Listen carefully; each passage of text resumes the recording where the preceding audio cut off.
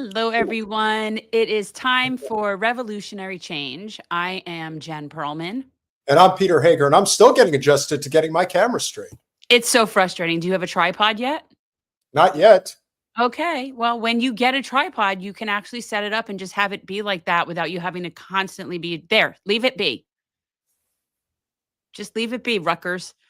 Yes, so hello, everyone. It is. How do you know I'm wearing a Rutgers shirt, Jen? How would you possibly? You walking around, but I know you. I saw you walking around. Well, I was wearing a fancier shirt today, but it's I wouldn't say it was exactly podcast appropriate per se. Well, it is Thursday night, and it is time. It is time. Thursday has always been our. You know what? Since we've been doing this, has it always been Thursday? We've been no, it used to be Wednesdays a long time ago. And then that wasn't as good because I forget who it was competing with. And we switched to Thursdays and it was just better. Yeah, I would definitely say that Thursday is one of our good nights. But hope you guys are all doing well. Make sure that you hit that like button. We've obviously got a lot to cover this evening. If you are new here, welcome. Please hit the subscribe and the like and all that fun stuff. Honestly, it is free just to subscribe and it helps us immensely. It does help. We have obviously been growing at a very fast pace, which is great. And of course, having you guys here consistently is what ultimately makes the difference as it stands right now as we do kick things off. We're sitting at 46,825 subscribers, which is great. Ooh. Trying to get to 50,000, which would be a huge number. So where to begin, Jen? Where to begin? I don't know. Where do you, you're always much more current than me as to like, what's the most important thing. And also, we usually start off with lower numbers and build up to better numbers. So that's true. Mary, thank you so much. I really don't like hearing that you're Penn State because as a Rutgers alum, you guys always destroy us in football, but we are more competitive in other sports. Although I will say that the college experience at University Park is one that most people say that they thoroughly enjoy. So I'm not entirely surprised by that. Yeah, so we're, sometimes it takes a little bit to build up and we always don't know who we're going up against on a regular basis. But I would say that we should probably start where it would make the most sense regarding, a topic that we've obviously been covering extensively as of late. And that, of course, is Zohran Mamdani and his race against now officially Andrew Cuomo, who has decided to get himself back in the race. I have my theory as to why he decided to get back in, despite people saying that, he put his name on the ballot line, was automatically going to run. I do believe that the reason that he's doing it is because Adams is perhaps not as competitive as people thought that he would be. And as a result, they're desperate to make sure that Mamdani doesn't win. So my guess is that he's in the race now because they think that there's a better chance that if they throw the money behind Cuomo, that in a general election, he'd hold more weight and would have a better chance at beating Mamdani. Your thoughts on that? That or just the fact that it's better to have two against one. They're sort of playing either or. They know that Adams is not going to get out of it. He's the sitting mayor. So they know that he's stuck there.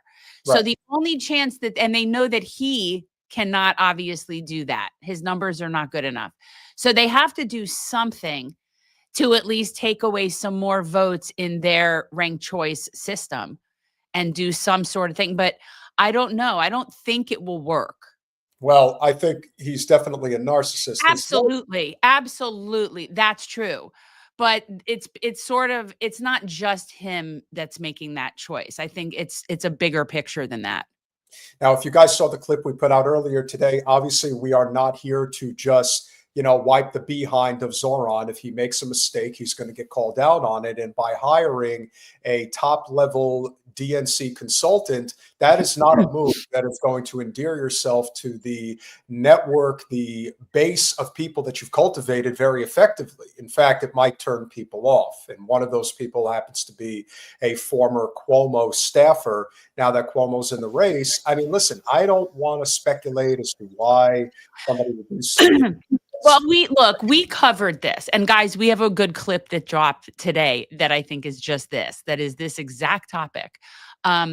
There's a myriad of reasons as to why this potentially happened, but we'll call it when we see it. We'll see what Zohran has to say about this. Welcome everyone to this race, and I am as confident as I've been since 3 weeks ago on primary night, when we faced Andrew Cuomo then and won that race by more than 12 points, with the most votes of any Democratic nominee in New York City primary history. And we did so because of the fact that while Andrew Cuomo and Eric Adams trip over themselves to make deals in back rooms with billionaires, we are focused on fighting for working New Yorkers. Now, even if this is just campaign rhetoric, it's still very effective campaign rhetoric. And at a time where people are so disillusioned with the system, you would think that this is going to resonate with people that may, under, perhaps normal, stable circumstances, wouldn't vote for him, but are probably going to give him a shot, considering all things that are going on right now. Yeah, I think that, and I think first of all, it's cool that he's hanging out with the American Federation of Musicians, because that's just cool that he has a band behind him. I really liked it when we had the band in front of us that time. Remember that? Yeah, it sort of made me feel like I should be preceded by a band every time I walk into a room. But I think that it's like, for all we know, Lerner has like, he's trying to get back at Cuomo, and maybe he is trying to help beat him because he was just, who knows? But it's just something to be aware of. Yeah, I mean, I think that there are simply opportunistic people out there in politics. And one of the problems with opportunism is that a lot of these guys, listen, we know people like that. We know loyalty for hire. We know those types. Well, no, he might have a reason. He could be in there on behalf of Cuomo or the establishment, or he could be in there because he wants some sort of like payback and he's disgruntled, or it could be, it just doesn't matter to him either way. And he's just there to make a buck. Whatever it is, it's just something to be aware of the situation. Yeah, I mean, you can't weed out everybody, but you obviously have to make sure that you're not getting eaten alive from the inside, which is always one of the big mistakes that we see with a lot of these political campaigns. We had to deal with a situation like that, where a person was brought on that we thought was on the level, and it turns out that they weren't. And, Oh, it happens. Yeah. So again, it's tough love. It's constructive criticism, nothing more. Yeah. I think he's struggling to come to terms with what Tuesday meant. We spent an entire campaign being told that it was inevitable for Andrew Cuomo to become the next mayor. And he believed that himself. And what we saw was New Yorkers' hunger for a new kind of politics. A politics focused on working people. A politics where far more New Yorkers than before could see themselves in those same policies. And I understand that it is difficult for the former governor to come to terms with that, because it is a repudiation of the politics that he has practiced, that he has known for so many years. And it is that same politics that we are turning the page on. And that is a great point. And it was great. He does a very good job of always coming back to topics, staying on point, not ever lowering himself to respond to any of the ridiculous criticisms about him. And he really just doesn't get in the mud with them. And it's really nice to watch, but he's very good about bringing it back to the topics that matter most to people. And I appreciate that. And not in a Bernie distracting us from genocide, talking about healthcare kind of way, but, you know, in a person saying we need to stay focused on the issues, not ridiculous partisan hackery. Yeah, and I think also there is that generational gap. I do think that there is a limit to what Bernie is really able to do at his advanced age, and you know where his understanding of everyday people are at. Even though I think his message is still pretty sharp for the most part, with obvious shortcomings. But with that being said, Zohran represents a real generational change in many ways. You forget that Cuomo. I want to say Cuomo is 67 or something like that, or 68 maybe. He's not old, but he's not new. He's old enough to be Zohran's parent. Yes, so it is a generational change. Like it's a difference, but of at least a generation. But again, we're not comparing apples and oranges here. We're comparing a type of politic that does not involve wholesale corruption, which is what Cuomo represents. I mean, he is a mafia boss in just a different stripe. In what way is it different? Well, what I'm saying is that he's really no different than John Gotti. He's Gotti in a different light. Like Gotti was a street boss, and Cuomo just happens to wear a suit and a tie or a briefcase. Cuomo was raised in thug politics. Cuomo was born into basically a political dynasty. Yeah. Well, that's its own sort of thug life. That's its own sort of you're raised to see how things work in a different sort of way. Well, you're also talking about somebody who never had to fight for it. It was that's part of the privilege and the entitlement. But in terms of seeing things that you would compare to organized crime, he grew up in a New York political family dynasty situation. Like that doesn't exist outside of some sort of dealings. It just doesn't. It just doesn't seem likely. Now, as much as we think that making those decisions pertaining to staffers can create a hindrance on the campaign overall, there is no question that the establishment is not going to cave. Even though there was an event recently that Zohran was at, that Richie Torres was also at. Richie Torres is not getting on TV telling people to go out and vote for Zohran because he's great. Again, will there be a reckoning of sorts if Zohran does become the mayor for a lot of these guys? Yeah, probably. And maybe they'll get in line and maybe they won't. Maybe they are subject to being excommunicated from politics. We'll see. No, people like Richie Torres will bend down and kiss the ring, because at the end of the day, a whore is going to whore.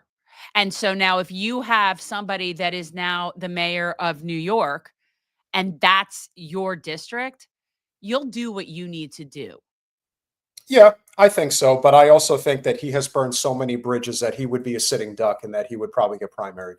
I'm not saying that's either, regardless of whether he kisses the ring or not, that would happen. That's it doesn't matter at this point. But if he's somebody that he likes to have upper management and get financial reward.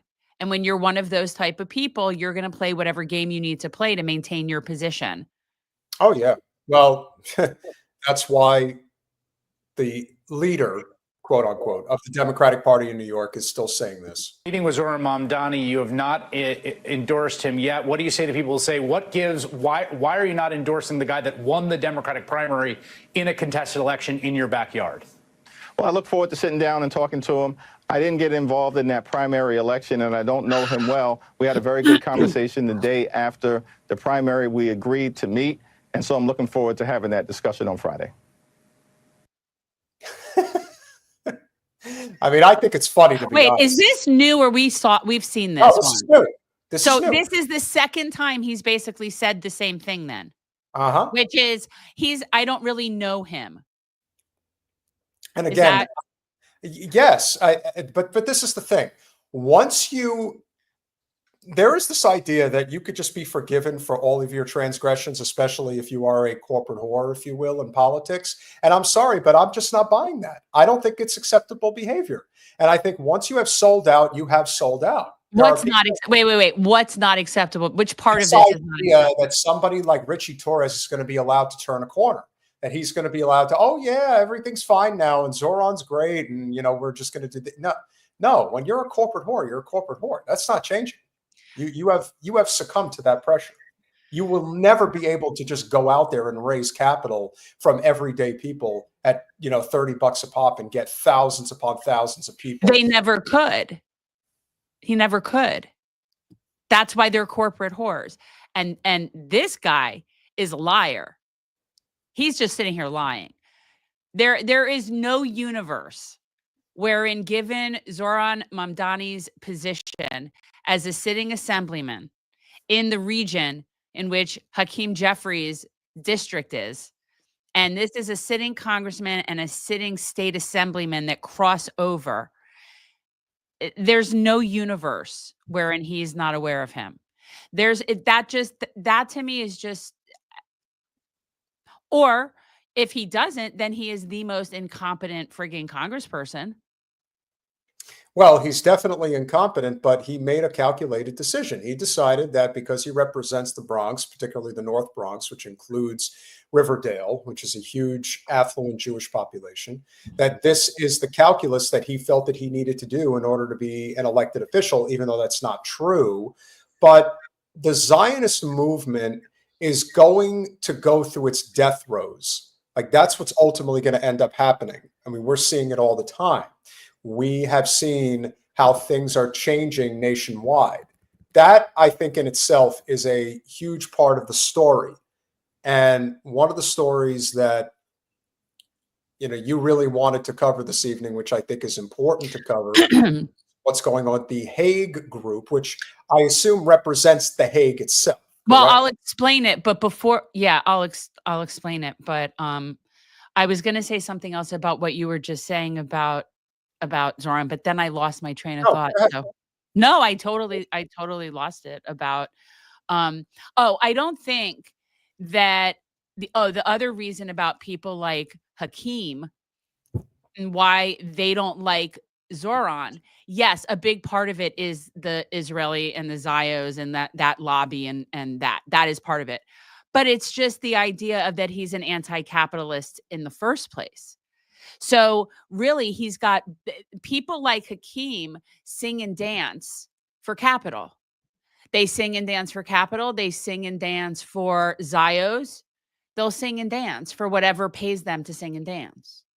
And so it's both of those things. That's what I'm saying. It isn't just about his stance on Palestine. No, it's not just his stance on Palestine. It's just one of several that, as you said, everything comes down to adhering to the will of capital, and the worst kind.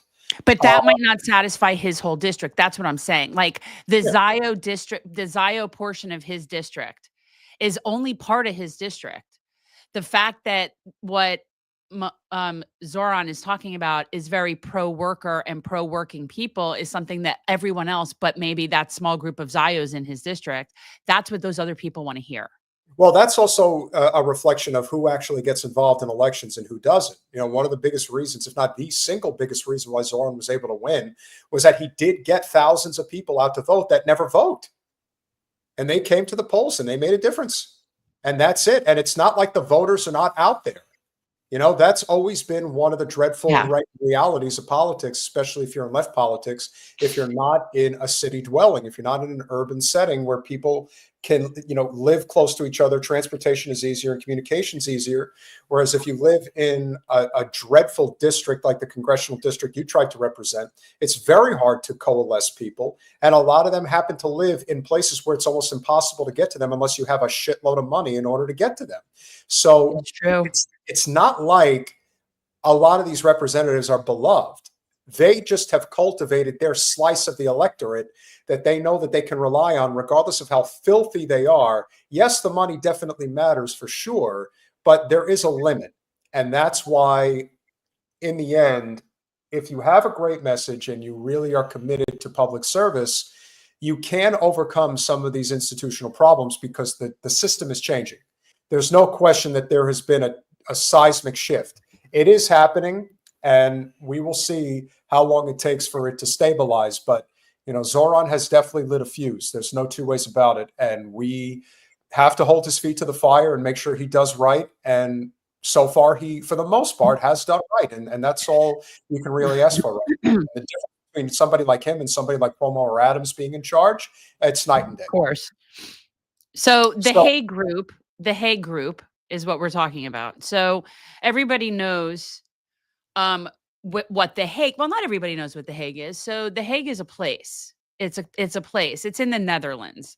I forget Belgium? which city. No, not Belgium. It's a joke. Oh, okay. No, it's in the Netherlands, and I forget which city. Is it? I forget. Anyhow, the Hague is the place where the International Court would hold its, has its meetings, if you will, when people are being charged with things like war crimes. So this is the place where the court is, and it's also the place where I believe the incarceration would occur. It has been a long time since we've actually had anything happen in this regard, but so this is a place that's in the Netherlands. It's the place where international law is supposedly, overseen, if you will. Well, our country likes to ignore it, but and here's the thing. So for the past 2 years, people would wonder, well, where is international law? Like, why is there? So the UN can't do anything, right? Why can't they do anything? Well, there's a lot of problems with the UN, and people probably realize that if they would follow the laws that we're part of, then it would be fine. But because we have the veto power, the UN it's a pretty weak infrastructure for really enforcing anything. Like, it can come out with all sorts of resolutions, but that doesn't mean something's going to actually be enforced. And so this is a big deal because this group, it's called the Hague Group. And I don't know if that's like their official name or just what the news is referring to them as, by the way, which is a group of, it says 12 countries, but there's actually more like 30 that are involved in this. And this group of Hague countries, including, by the way, countries like Norway and Spain. So it's not just what we would say are global South countries. These countries held a summit in Colombia, and that has its level. And there's a significance to that too, which is that the leader of Colombia has been speaking out against Israel for a year and trying to get things done. So that's where this starts. If you could scroll down, Colin. Do you want to read this a little bit? You always want me to read it. A coalition of countries has announced at a meeting in the Colombian capital of Bogota that they will pursue accountability for Israeli abuses in Gaza, including by preventing the transfer of weapons to Israel. The two-day meeting concluded on Wednesday with 24 countries agreeing to 6 measures to restrain Israel's assault on the occupied Palestinian territories. So let's see what those 6 are. And the included countries are Bolivia, Colombia, Cuba, Indonesia, Iraq, Libya, Malaysia, Namibia, Nicaragua, Oman, St. Vincent, and the Grenadines, and South Africa. We believe in protagonism, not supplication, said Varsha Gandakota Neluta, the executive secretary of the Hague Group. Today marks an end of an era of the impunity and the beginning of collective state action by governments of conscience. Founded in January, the Hague Group seeks to bring together countries from the global south, a loosely defined region of developing economies, to pressure Israel to end its war on Gaza and the occupation of the Palestinian territories. Among the steps announced by the group are the denial of arms to Israel, a ban on ships transporting such arms, and a review of public contracts for possible links to companies that benefit from the Israeli occupation. The 6 measures included support for universal jurisdiction mandates, which will allow states on international bodies to prosecute. Or international bodies. or international bodies to prosecute serious international crimes, regardless of where they took place. And this would be, okay. The delegates here that have been discussing these measures for 2 days are calling it the most ambitious multilateral plan since the beginning of Israel's war on genocide in Gaza. 21 months ago, Al Jazeera correspondent Alessandro Rempiati reported from Bogota. The 12 countries that agreed to the measures, however, represent fewer than half of the 30 countries in attendance at the Bogota summit. And critics question how effective smaller countries can be in dissuading Israel from its military campaign, especially given the multi-billion-dollar support it receives from the U.S. Well, let's see how much longer that support lasts, because it doesn't really seem like our country, the populace overall, agrees with what's going on. I mean, I say to hell with Israel altogether, but that's a whole other story. Israel has given little indication that international outrage has slowed, like anything ever would, has slowed down its attacks on Gaza, even after experts at the UN and major humanitarian organizations compared its tactics to genocide. It is genocide. Israeli forces continue to displace Palestinians and restrict their access to food, fuel, and water. At least 58,573 Palestinians have been killed since the war began October 23. That is not true. As we have pointed out, a Harvard study has shown that at least 377,000 Palestinians cannot be accounted for, which means they're all dead. Right. Nobody's going to, you're talking about a place the size of like Central Park. Nobody's going to turn up. I love when they talk about people that have not been accounted for. If you haven't been accounted for, you're dead at this point, right? Like, I think it's silly to be even talking about people that are unaccounted for. You can only live for like 3 or 4 days without water. I mean, all of it. It's just, again, this is a very small area. It would be one thing if it was like post, war, apocalyptic thing in a very big space and people could. This is a very small contained area. If somebody's missing, they're dead. Agreed. While in a statement, the group set a deadline of September 20th. For others to participate, a date chosen to coincide with the start of the UN General Assembly. Consultations with capitals across the world are now ongoing. Officials attending the summit also hailed the 6 measures as part of a larger effort to chip away at Israeli impunity. Good luck with that. Well, look, it's all a start. Oh, God. It's all a start. It's all a start. Ministers, the truth is that Palestine has already triggered a revolution, and you are part of it. Francesca Albanese, the United Nations Special Rapporteur on the occupied Palestinian territories. Okay, so wait, this is where I kind of forgot when I was giving the little intro about this. This meeting, this summit is in response to Francesca's report that we had talked about last week, where she was saying these, countries are going to be liable and corporations are going to be liable, and where she really highlighted the details of all of this liability. And so this is something that now a lot of these countries have been saying things from the start, but I think they realize that they need to actually do something. Yeah. Well, so that's what led to that. That was like the what prompted this. Palestine has changed global consciousness, drawing a clear line between those who oppose genocide and those who accept it or are part of it. Albanese was recently sanctioned by the U.S. for her outspoken criticism of Israel's actions. The summit has become a symbol of the growing calls from non-Western nations, from world leaders, to enforce international law in Gaza, where critics say Israel has consistently flouted human rights law. Correct. Developing nations such as South Africa and Colombia, which co-hosted the conference, have been the forefront of such accountability efforts.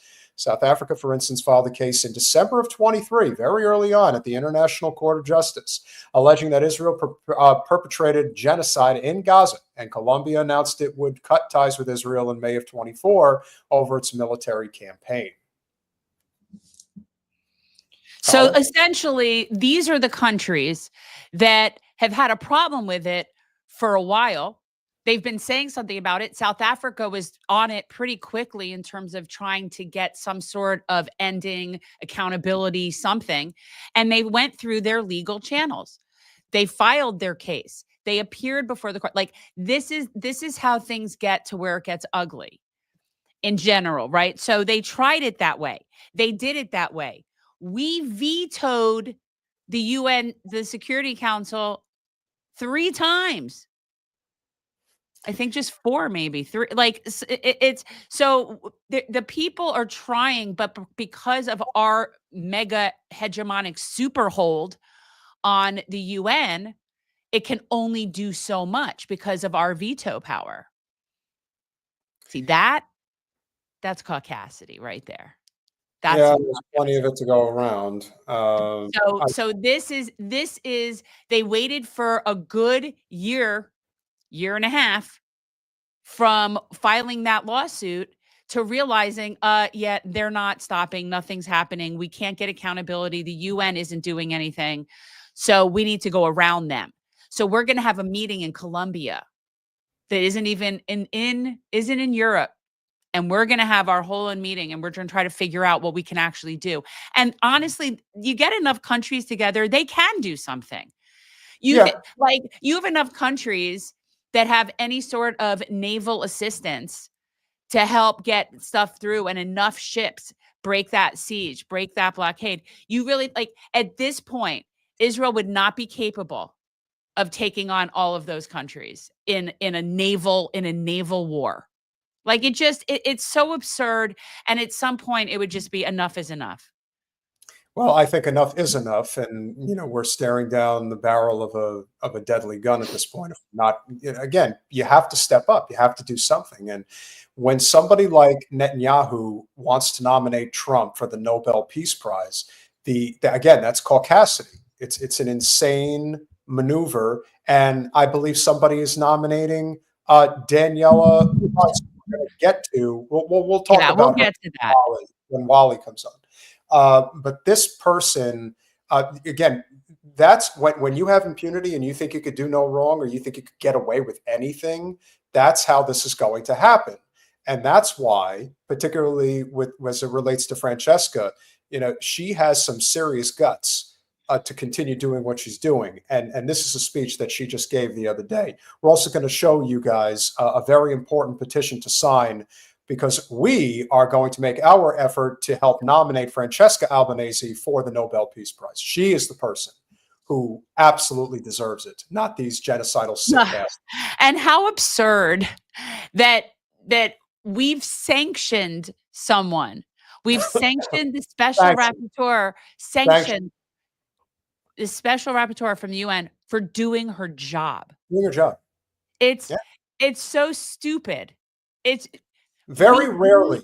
We are ridiculous. We are. Very rarely in real time do you see these things happen. Usually it happens years down the road. But in this case, I don't think Israel realizes what they're up against and how much worse this is going to get.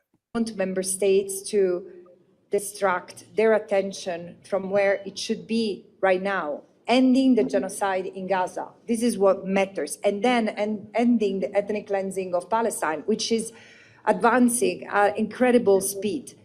Look, these attacks, these sanctions, and what has preceded shall not be seen necessarily as an attack directed against me personally.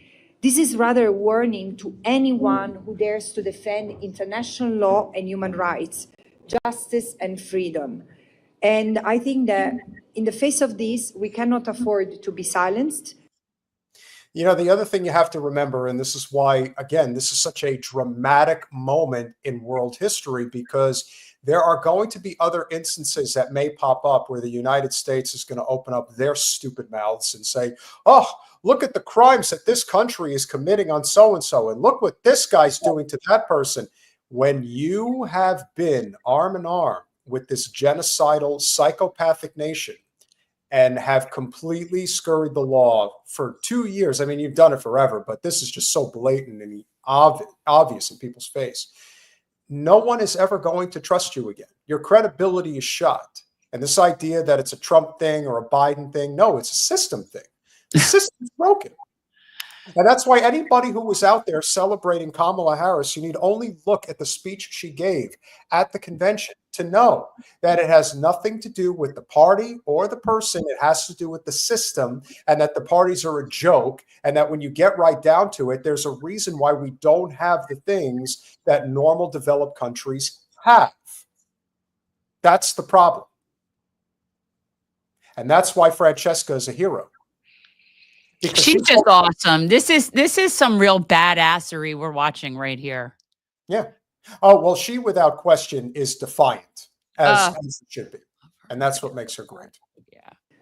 And I know that I'm not alone. At the same time, let me say, I mean, I really feel, and I'm very touched by the solidarity of the people who, from all corners of the world, tell me, we have behind you.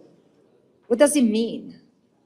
Are you worrying? Are you walking as an army of moral warriors behind me, or are you just hiding?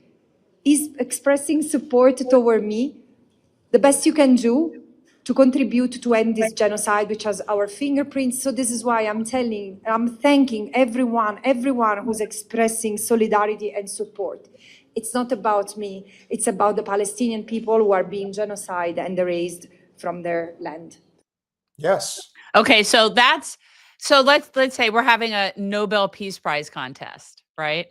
And we're going to compare this candidate with the next candidate that we'll be talking about that Israel has nominated for their Nobel Peace Prize. Oh, totally. We're definitely going to do that. But while you're here, guys, make sure, if you can, here is the page. Nominate Francesca Albanese for the Nobel Peace Prize at change.org. It looks like it's got almost 32,000 signatures already. I believe you just need to put in Francesca Albanese's name, and you can go directly to the Nobel Peace Prize, or just go to change.org and put in Francesca Albanese, and you should be able to find this pretty easily.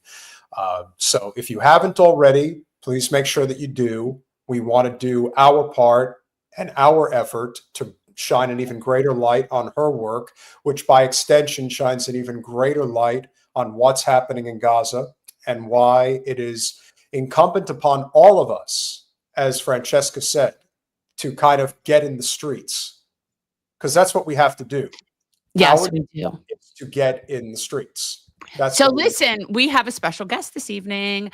I am very excited because, I mean, look, I could talk to this person for a lot longer, but we have 15 minutes until our guest comes on, and I was able to reach out to our favorite state representative, Anna Eskamani, who is going to come on and give us a little bit of an update, as I saw her, per usual, her level of badassery down at Alligator Alcatraz. And so we'll get to talk about that. So let's not waste time.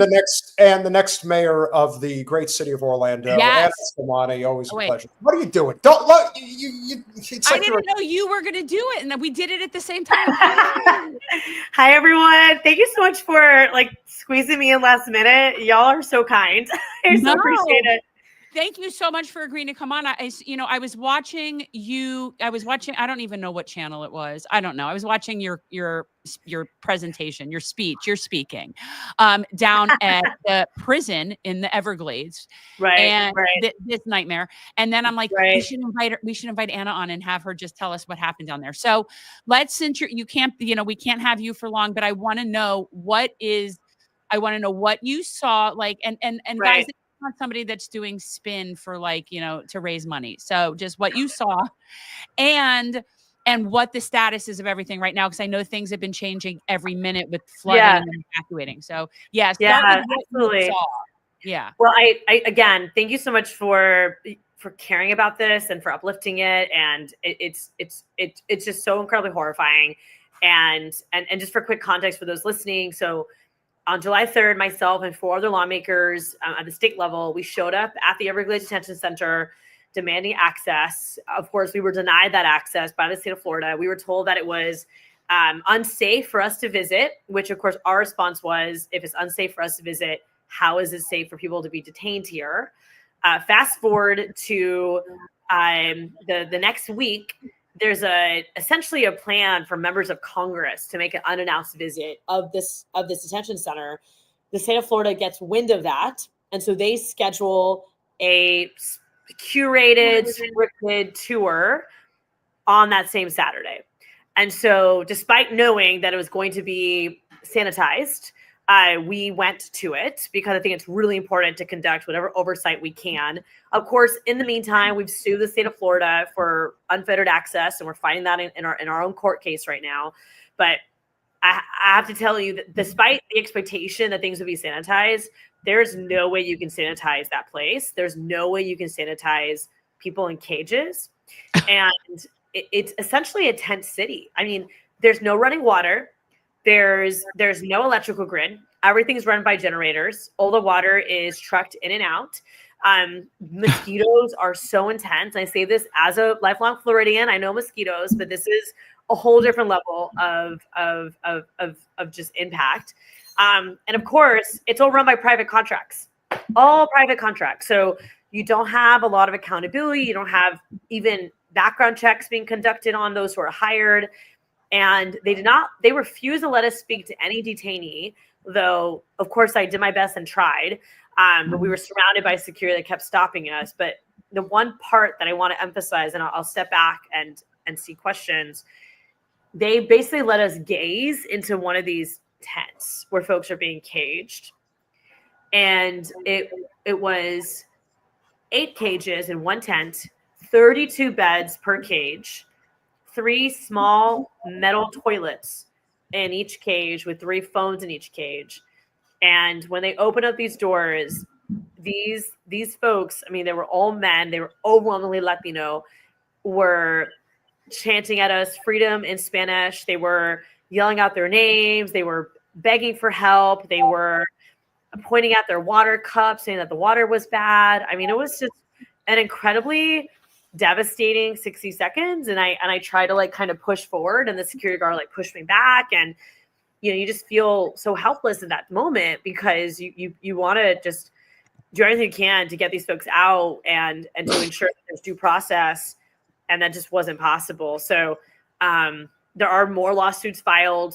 I submitted my declaration of the experience as an add-on to the Everglades lawsuit, the Friends of the Everglades lawsuit. And then I also, of course, saw earlier yesterday that the ACLU has filed a class action lawsuit for access to detainees by attorneys, because that's not happening right now either. So yeah, I mean, it's really bad. It's everything here and worse. Because the one thing I was also curious about is authorities and jurisdictions and all sorts of stuff like that. So there are so many different variables. One, this is tribal. This is right. A tribal land situation. And then you're dealing with a federal agency and you're a state representative. So it's kind of like, how is that working? And I mean, are you finding that ICE and that entire Gestapo ridiculous concentration camp mindset agency is working within any legal parameters or structure whatsoever? It is intentionally vague. It is all intentionally vague. Part of it is the state of Florida and the federal government are trying to evade this lawsuit filed by the Friends of the Everglades and the Center for Biological Diversity, because this lawsuit is essentially making claims on federal environmental law. So what the Fed's trying to do is say, oh, this facility isn't federal. We don't have to follow federal law. It's a state facility. So that effort to create confusion in the courtroom creates confusion on the ground in the camp. And with that said, my first attempted visit, it was very unclear who was in charge. I mean, you had staff there from DFS, which is Department of Financial Services. You have staff there from FDLE. You had, of course, staff there from FDM, but you have National Guard that's there. I mean, it is just wild. This is the number of state agencies involved in this. And of course, very little oversight. And then all the contracts are private. So even the security, they're like private security. It's like security you'd hire for an event or something, right? And so it's very unclear who's actually in charge. They kept saying, oh, we meet all prison and jail guidelines. But then, of course, the flip side of that is, if that's the case, why do you have 32 people in a cage? Why do you joke about alligators eating people? I mean, it's just so cartoonishly evil, right? So much of this. Yeah. Well, the whole premise, right? We're putting people in cages who haven't done anything wrong. Now, some of them might have done something wrong, but, and then following due process, we could discuss things about that. But the whole premise is we're literally rounding up people and putting them in concentration camps without any due process. So once you're not having due process, then, it's sort of like if you're violating amendments 4, 5, and 6, you might as well throw 8 in there. You know what I mean? And that's what this is, because this is off the wall. These people have not done anything. Yeah. Well, and I have to tell you, I visited the Orange County Jail here in my community because they're serving as an ICE detainment hub for the region, and spoke to about 40 individuals that were detained, all with ICE holds, and none of them have criminal records at all. Yeah. I mean, it's just so awful. I mean, to me, this just seems totally politically motivated. This is just red meat for people who think that the reason why our country is going down the toilet is because we have a substantial amount of illegal immigrants in this country that are taking jobs away. When we've talked about this before. Okay, so let's start with the premise of we have an illegal immigrant problem in the United States. Why is that? Because we have multinational corporations that do not want to pay a living wage. And so you want to point the finger at desperate people that just want to be able to survive, where you should be pointing it at the very people who are there's freaking kickbacks going on with Alligator Alcatraz. I mean, you've got contractors that are making money hand over hand. I mean, to me, that's the real crime here. And that's the thing that is getting talked about. Well, we were joking about that with Debbie because, my congresswoman was, of course, trying to make herself front and center in this. And the only thing I could figure is she's just upset that whichever contracting company is getting the money on this is not the one that she's invested in, because otherwise she'd probably be keeping her mouth shut. Peter, stop calling people illegal. You're making me absolutely crazy. They're not. I cannot for the life of me. Okay, I am so sick and tired of any of this crap. If you don't want to give people citizenship, fine, don't give them citizenship. All right, we can negotiate that. But it's like just the treating people like this as they're criminal. It's just it's intolerable to me. Like I'm losing my mind. Let me know what term is acceptable, so that way I don't have to get on your bad side. You know what? Just don't refer to human beings as illegal. It's just icky. Okay. I would recommend undocumented or unregulated status. Those are terms that are more accurate too, because the reality is that a lot of folks, you could even say non-citizens. You could say non-citizens. Yeah. You could say immigrants. I mean, a lot of folks in these situations, they're asylum seekers, right? They're trying to update their status. They go to their ICE appointments, but they do get like tossed into this category, right? Of all being the same and all not having any type of legal anything, and it's just not true, right? So the language is absolutely important. So, but with that said, like just to emphasize next steps, because I know we're short on time. Yeah. So there are several, as I mentioned, lawsuits that are pending right now. The other rumor that we're hearing because I'm in communication right now with many loved ones who have folks who are detained. And so we're hearing a lot of personal testimonies from those who are detained, and then stories from loved ones. The last 24 hours, we've heard folks getting transferred to other sites.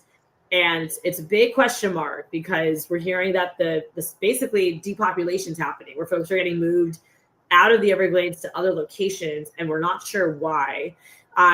They just got there. They just got there like a week ago. So where are they? Yeah, I mean, that's Chrome. Some of them are going to Chrome, is what we're learning. The 2 points that I want to leave y'all with is, when we were on that tour, the Department of Emergency Management Director Kevin Guthrie kept incorrectly stating that every person here is on final deportation order, which we know is not true, just based on the list of folks who have no criminal record, the DACA folks who are there, folks who have court appointments. I guess it's just not true, right? But then on top of that, you have lawyers who can't reach their clients. You have folks who they denote people by wristbands in there. So they have yellow, orange, and red wristbands. Yellow meaning that you have a civil infraction or no infraction. And even those who have red, some of them have served previous time. So it's not like they just committed a crime. Maybe they committed a crime when they were 19, 20, now they're 50. You have folks who've been in this country for decades who have red wristbands, who haven't committed a crime recently, but they served their time during capacity. So a lot of it's just, again, like a lot of dramatization of all of this, but it's a big question mark of actual deportation, because the other point that Kevin Guthrie said to us was everyone's going to be deported within 2 weeks of arriving here. And we're pretty much at 2 weeks, right? Because folks arrived basically July 3rd. And so today's the 17th. So I'm also wondering if the transfers are happening because no one's getting deported. So big uncertainty. And of course, this is leaving families in a very dark and uncertain place. And so please keep watching this and of course, help efforts to close it down. But it's very, very unknown what's actually going to happen next 24 hours at this point. That's horrifying. That's horrifying. So, and the problem is with any of that, none of these people have had due process. How can you deport somebody without due process? So in that amount of time, there's no way they've had that.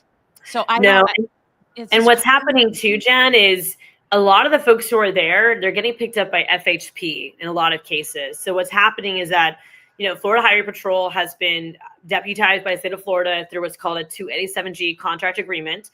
So every Florida Highway Patrol officer is basically an off-brand ICE. And so they'll pull you over for a minor traffic violation and they'll ask you for an ID. If you don't have an ID, then they'll arrest you.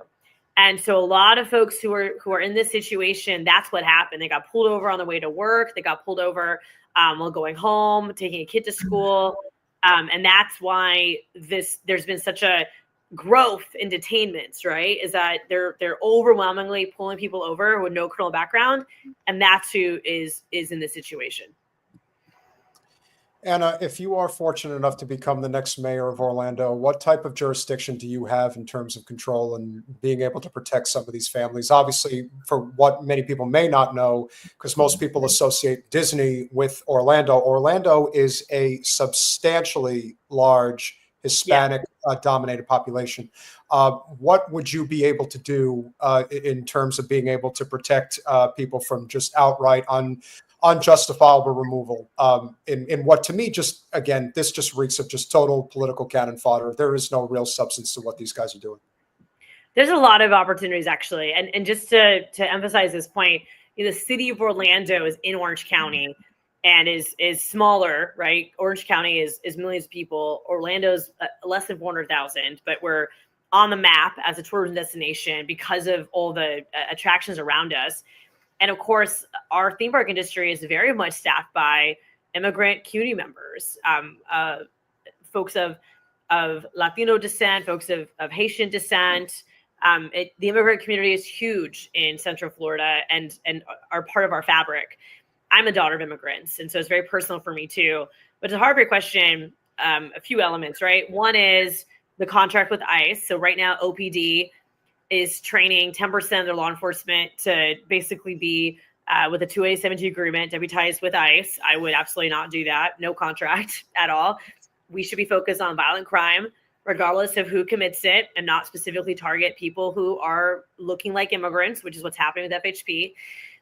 You also can help power helplines. So right now, one of the challenges we have is we don't have a legal infrastructure to support detainees. And most of the folks that I spoke to at the Orange County Jail do not have a lawyer. They can't afford it. And our nonprofit sector is working hard, but they're overwhelmed. So we're having conversations right now about identifying private dollars to help support an immigrant helpline for those who are detained so they can get those resources. Of course, the basics are know your rights workshops, having red cards available, collaborating with other governments to do the same. So there's a lot that we can do in a municipal capacity that we're trying to leverage right now in our legislative office. But a lot of good opportunities for sure. Yeah, I was pleased to see that our Broward County Sheriff has said he will not cooperate. I was pleased to see that. I don't know if what kind of size difference that makes. And I Right. see It's a people big deal. wanting to know, are you running? So guys, Anna is currently a sitting Florida House of Representatives member, but she is running for mayor of Orlando. But your race isn't until 27. It's far. Yeah. So I term out 2026 and then I'm on the ballot in 2027. Okay, yeah. And I see the big picture because people think you should run for Senate. See, what you're doing is you're going to go get executive branch experience so that you can then run for governor. Yeah, we don't know. You're Whoa, what an idea. No, I mean, I love this. I love Orlando. I'm I so know. excited. I'm so excited. But I mean, I'm also 35 years old and I'll be 37 by the time we get to this race. And so Yeah. I do think it's a great opportunity to build executive leadership and to prove to people that I'm a problem solver. And when you elect me, your life will get better. That's Yes, 100%. it will. So yeah, so All right. we're excited about it. You are an exceptional individual in a rather not so exceptional state that we Yeah. have fighting a good fight in. But keep doing what you're doing. We think the world of you. You want to talk about a thankless job? Geez, Louise. Yeah. You really, I can't even imagine how considering how much you truly care about public service, and especially right now with everything that's going on, I don't know how you find time for sleep, much less anything else. So you definitely have our love and support. Yes. Do not ever think for a second about giving up on the fight because you have a No. lot of people behind you. And, with that said, Yes. can't thank you enough as And always. we'll have you on anytime you want to come. We're growing, so we're getting good numbers. So anytime you Thank want to you. come I on, you can appreciate always it. come. We appreciate you, Anna. Thank you so much. Thanks for squeezing me in. I'll see y'all Thanks, soon. Anna. Stay strong. Bye. Bye, everyone. And there lies the best elected representative in the state of Florida. And here again, see the strategy. Yeah. See the strategy. Like I've been saying, oh, she should run for governor. She should run for governor. And yeah, I do think that. I think she'd be good at that. But, and I've said this many times on this show, not all jobs are the same. And just because you might be great in a legislative capacity doesn't mean you're necessarily good in an executive capacity. They are very different positions.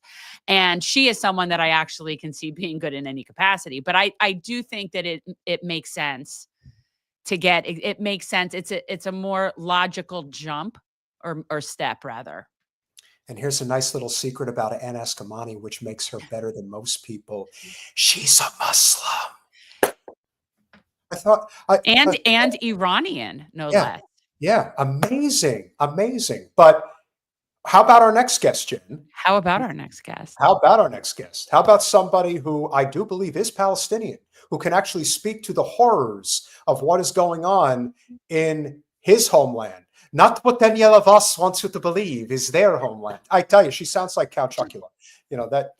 That usually is a good reference point. But with that said, we have been following Wally Rashid for quite some time. He has done exceptional work on social media, particularly Instagram. He was very nice enough to give Jen a boost when she ran for Congress against the devil woman herself. So with that said, why not return the favor, help boost his channel, and let's have a wonderful collaboration. Wally, welcome to Revolutionary Change. Hey, thanks for having me on. I appreciate it. Hi, it's nice to meet you. Where are you located? I'm located out of Oklahoma City. I kind of spend half the year in Oklahoma, the other half in Florida. That's so interesting. And what part of Florida? Fort Lauderdale. Oh, really? That's Yeah, where so pretty- I'm in Broward. I'm in Plantation. Yeah, so pretty close to where where everything was kind of going on with the election when Debbie Wasser, I can't even pronounce her last name. She's terrible. Yeah, she's terrible. And Oklahoma City, that's interesting. That's a very interesting kind of parallel. Yeah, very different. It is. Well, go ahead, Peter. Are you from South Florida? Is that where you were raised? No, actually, I grew up in Minnesota, and then I went to college in California. But my family has a summer home in Florida, so I started off going there. And then, like, with the work that I do, I can kind of live anywhere remotely. So I started staying there longer, and then I got a place there, and things just started to kind of expand from there. So I kind of just like set foot in there on my own. Yeah. That's everybody ends up here somehow. I'm one of the few people. I'm like a relic dinosaur because I'm a second generation born here. Oh, cool. Okay. Yeah, we're very uncommon. We're rare. So so your family is from Palestine? Is that your background? So Yeah. I have a good friend who was in my line of work, who I met at an event pretty much like right at the start of all of this. And she's Palestinian. And for her entire life, she has said that she's from Jordan. Like that's, what she would say. Jen has a friend as well that is from a similar circumstance that basically had to say she was Jordanian rather than say that she was Palestinian. Did you have a similar experience to that, growing up? Well, Minnesota, obviously, especially Minneapolis, they're a much more forward-thinking part of the country than South Florida. But what was that experience like for you? Yeah, definitely.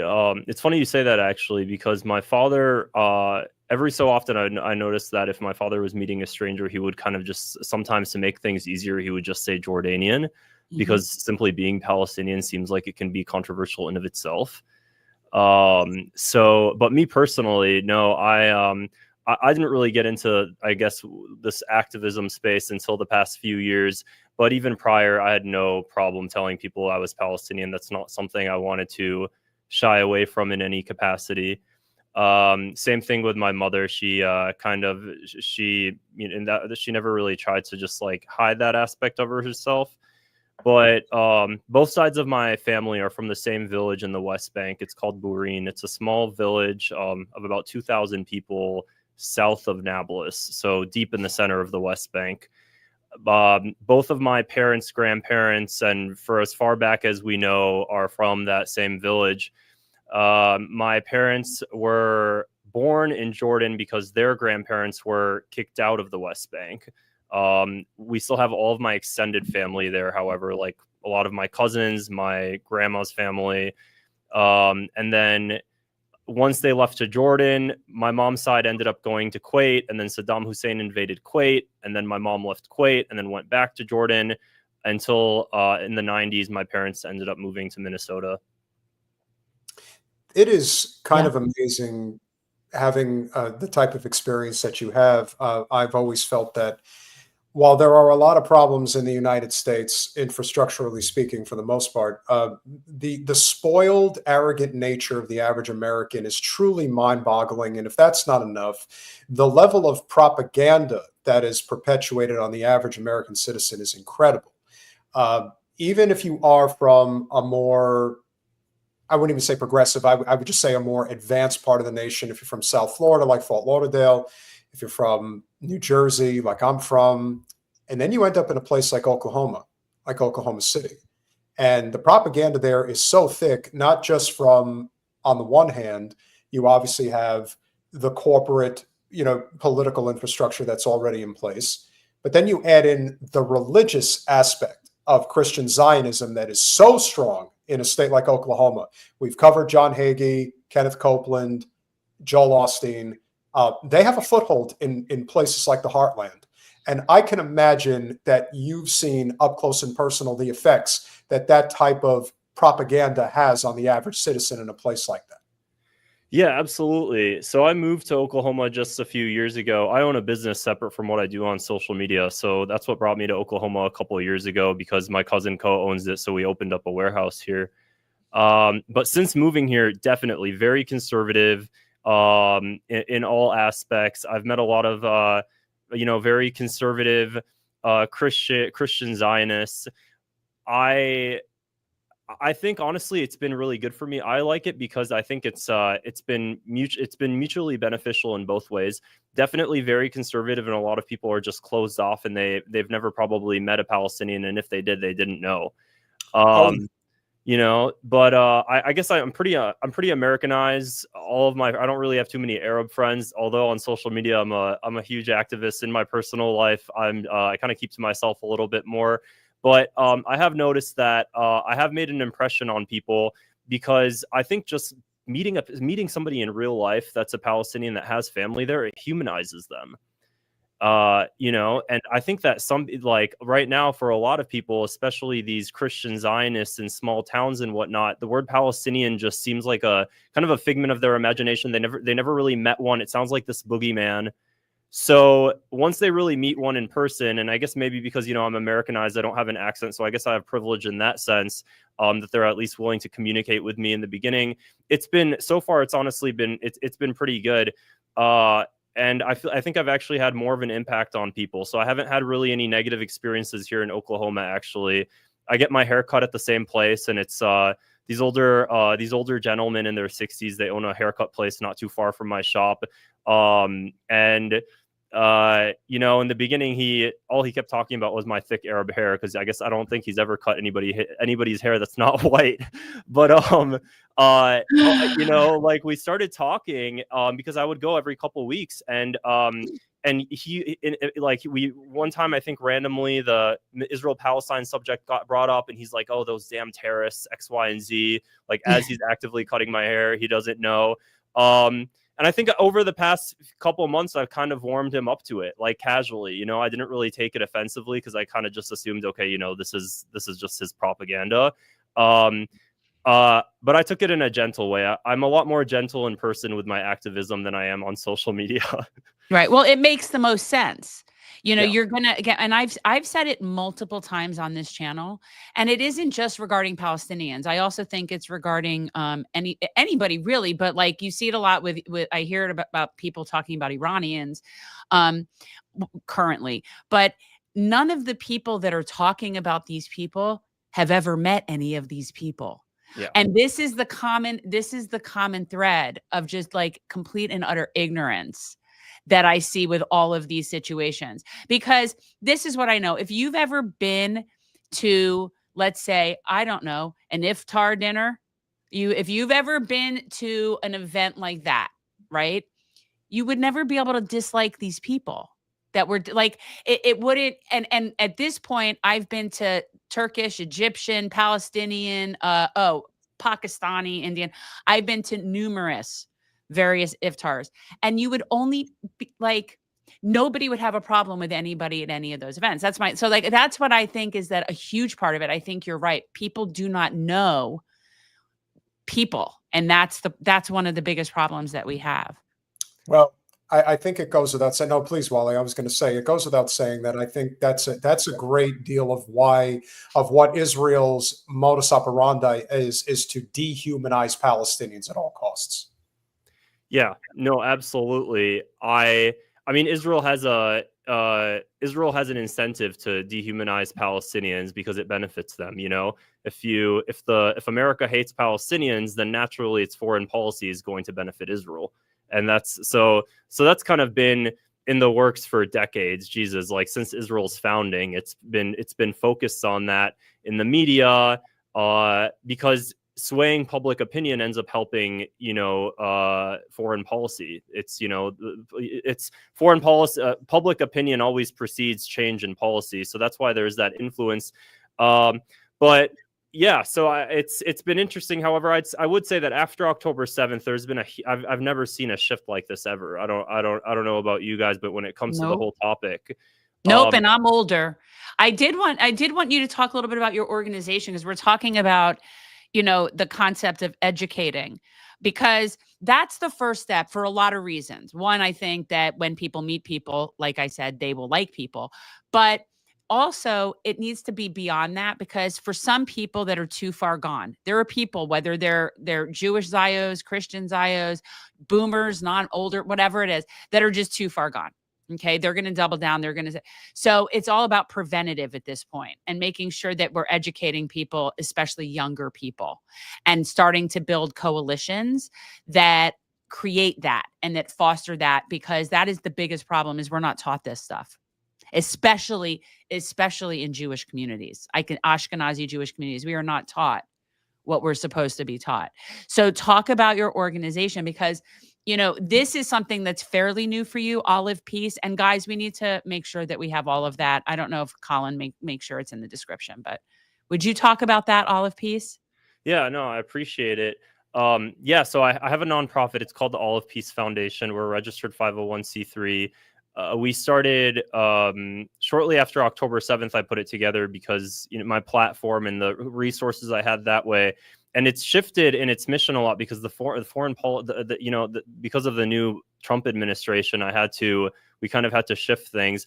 So initially, my two main objectives for the nonprofit were, one, focusing on just strengthening the Palestinian cause and uniting it, because there's so many different like splintered initiatives within the effort that I think consolidating it, as with any movement, would have been really helpful. So my main objective in the beginning was just doing a lot of outreach to a lot of different Palestinian organizations, and just doing something, whether it's like, biannual meetings or something, just so that way if somebody needs a resource, they could have it, and it's just more of a consolidated effort.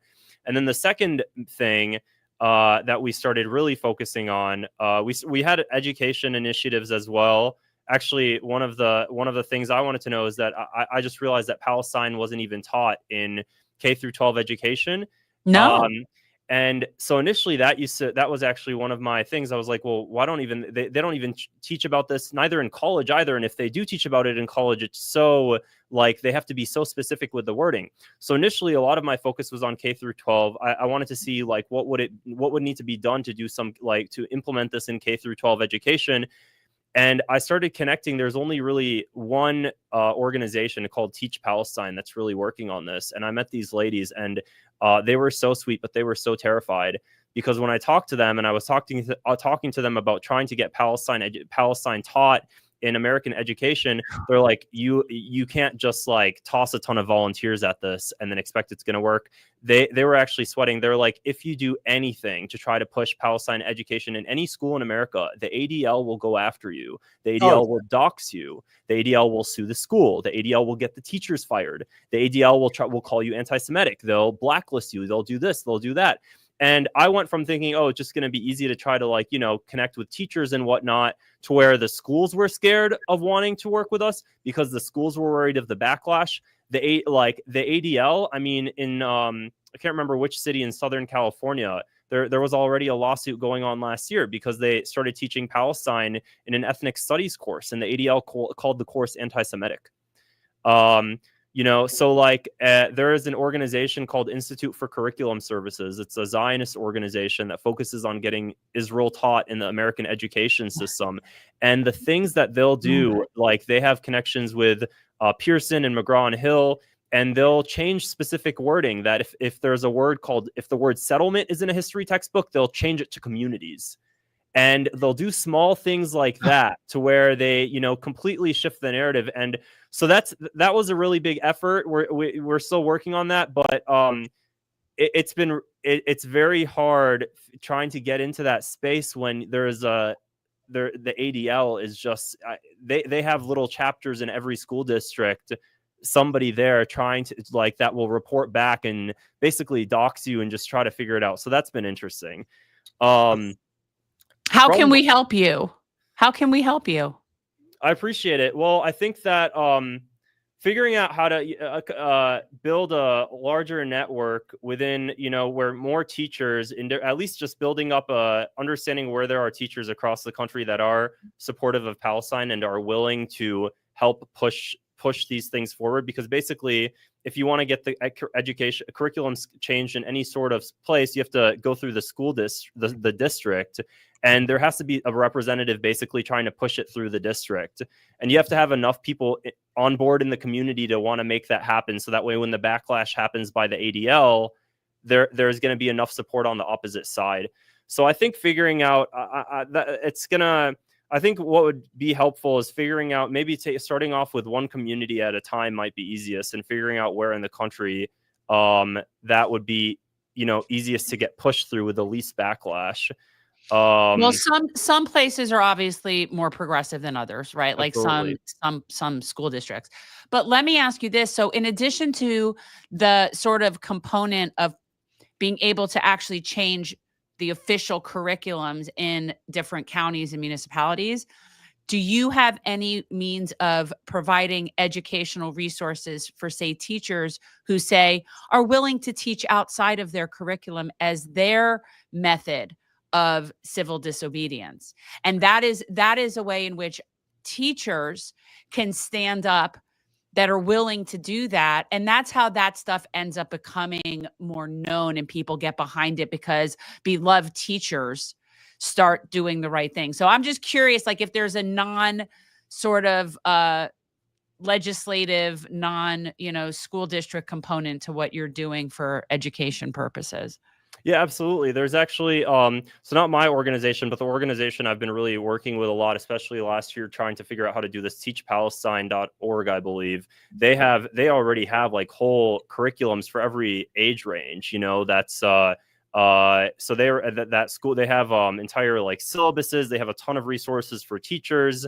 So yes, so like, and there's a couple other organizations too. So in regards to like even providing teachers with books or, age-friendly information, all of that's available, just for figuring out how to kind of get it pushed. So yeah, definitely. And I think I could, because it needs to be pushed off the books. This is one of those things that you need to get teachers that are willing to stand up and take and be, sort of on the front lines.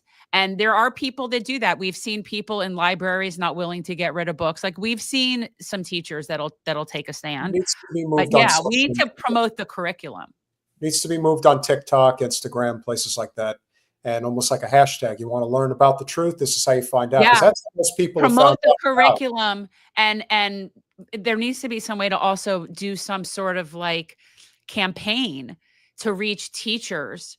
And especially when you see things that are happening like with Miss Rachel, when you talk about somebody who's willing to take a stand, who wasn't necessarily that political before, but is now just so fed up that, and now granted, Miss Rachel has what we call fuck you money, so she can do that. And most teachers can't do that. But there are teachers that will at least find a way to make information available to students that are willing to put themselves out there. So how to promote that to those teachers and have them sign up. The other thing about Greenblatt is that he can only go after so many people at one time. If only a few people are doing it, it makes it easier for the ADL and all of the non-profit pro-Israel organizations go in for the kill. But if you have thousands of curriculums changing as a means to try to get this done, they're going to be stretched too thin. The one thing that the billionaire class really hates is when their money gets set on fire. And that's one of the reasons why they don't know what to do right now regarding Zohran Mamdani. And so he's just one guy who knows what's going to happen when they have, a dozen or 15 or 30 different ones that are running all over the country, because that's what's coming next. And I think it's just inevitable that this is going to change. I think it's generational in many ways. But the worst part is that there are so many Palestinians who are going to die as a result of this. I get sick and tired. Jen and I both get sick and tired of them saying that 58,000 Palestinians are dead. I said, listen, at this point, the number's at least 400,000, at least, because it's already been shown by the Harvard study that you've got at least 377,000 of them that are unaccounted for, which means they're dead. And so we are obligated, as far as I'm concerned, to speak up about this in a very profound way. And the fact that you're doing what you're doing, I think, is exceptionally important. And obviously, we collaborating together, and if clips go up all over social media as a result, which will help draw even more attention to this and what's going on, is obviously the key. And one of the biggest reasons why we do this is because of people like Daniella Weiss, who was on with Piers Morgan. I'm sure you're aware of this. He knows who she is. Everybody knows everybody who understands what's going on knows who she is. But this is about as mask off of an interview as could possibly get. And if you get Piers Morgan to basically say you're a nut job, then you clearly are one. So, as Jen likes to say, fly Icarus fly. As far as I'm concerned, let Mrs. Weiss get on as many TV shows as possible, because she is of Israel. Zionism. Show yourself, lady. Show your crazy self. Okay, and Mrs. Weiss, how do you feel about the fact that over 20,000 Palestinian children have now been killed since October the 7th? 200,000, Piers. If you're going to say it, at least get the number right. In Gaza. I think that the Palestinians, as you said, I said Palestinians, the Gazans and all Arabs around should stop attacking Israel. Well, I just asked you how you thought about 20,000 children being killed by the IDF. So how do you feel about that? I think that the parents should be very careful before they teach the children to hate Jews and to kill Jews. No, that wasn't my question. I warn that wasn't my question. Sorry. I have to stop this. Can I just, as somebody who is raised Zionist Jew, tell you that we were raised to hate Arabs? This is so projecting on her part. She has no idea what she's talking about. It's just so infuriating. I cannot stand this woman. I'm sorry. Geez, how do you think Wally feels about her? Yeah. What do you thoughts? So I actually took legal. I've been taking. Gosh, I'm like the Trump administration. These policies made everything so much harder. I was taking legal action against her, and I actually got her sanctioned in Canada. Yeah. So I've been. I know. So gosh, I despise this lady so much. It's just like she. I think that deep down, she not only does she not care about the deaths, but I think she's actually happy about it, and I think she wants the number to be higher. I think she's a psychopath. And I think that when you're a psychopath, that we can't. The problem is that non-psychopaths really are not capable of understanding the thought process, right? Like, it's just not, like, it's so hard to wrap your head around somebody that takes satisfaction in this sick shit, because that's just not, it's just so abnormal. Yeah. No, that's exactly, yeah, no. And you guys have probably seen that video of her from like a while ago where she's like, from the Nile to the Euphrates. And yeah, okay. Like this is like, this is as radical Zionist as you can get. I don't think you can get as much Zionist, as radical as believing that you're going to take over the entire Middle East. So, I was working, one of the bigger initiatives, actually larger than the education initiative that I was working on with All of Peace was after October 7th, a lot of young men from my family's village were shot and killed by Yitzhar. So there's a lot of settlements in the West Bank. The most violent extremist settlement in the West Bank is called the Yitzhar settlement, and they're right next to my family's village. So after October 7th, they came, they always come down and they always set things on fire. But after October 7th, they killed a young boy from my family's village. He was about 9 years old. They killed another boy. He was 16 years old. And Yitzhar is known for these thing called price tag attacks. So they kind of like spearheaded the price tag attack movement, which is basically they'll go to a Palestinian village and they'll preemptively basically commit a terrorist attack. Like they'll preemptively beat somebody or kill somebody or vandalize something to basically teach the Palestinians to basically subjugate them is what they try to do. So they try to instill the fear very early on. So they call it price tag attacks for basically Palestinians just being alive. That's like what we would call like when in certain neighborhoods you had to pay a certain fee for protection because you never know what could come and happen to you. Just bully shit. Yeah. And they do it because they have this Zionist ideology that they're taught at a very, very early age. And at least Yitzhar, the settlers there, they're also called Hilltop Youth. They're these young men. They truly just don't treat us as, I've never seen something. I visited the West Bank back in 2022. And, I've never really experienced racism, maybe like it's a small degrees, but I'm definitely privileged in a lot of aspects. But I'd say this is even beyond racism, where they don't even look at you as a different human race. They look at you as non-human.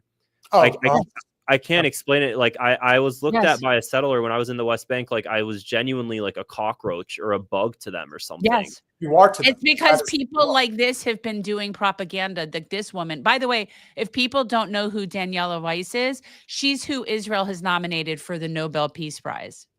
Hey, you know what? As far as I'm concerned, I really want Francesca Albanese to get the Nobel Peace Prize, but please give it to her. The truth is, if people like Obama and Henry Kissinger have gotten a Nobel Peace Prize, it doesn't mean much anyway. But still, I do find it ridiculous. One thing about us Americans, Wally, is that there's a lot of things that we're willing to tolerate, but when we are constantly mocked, like the state of Israel is doing to us, and the Trump administration is gleefully going right along with it, there's only so much they're willing to take. And the rejection of the state of Israel is coming in full force now. So it probably is not very surprising that Daniella conducts herself the way she does throughout the interview. You're going to make me suffer through this, aren't you?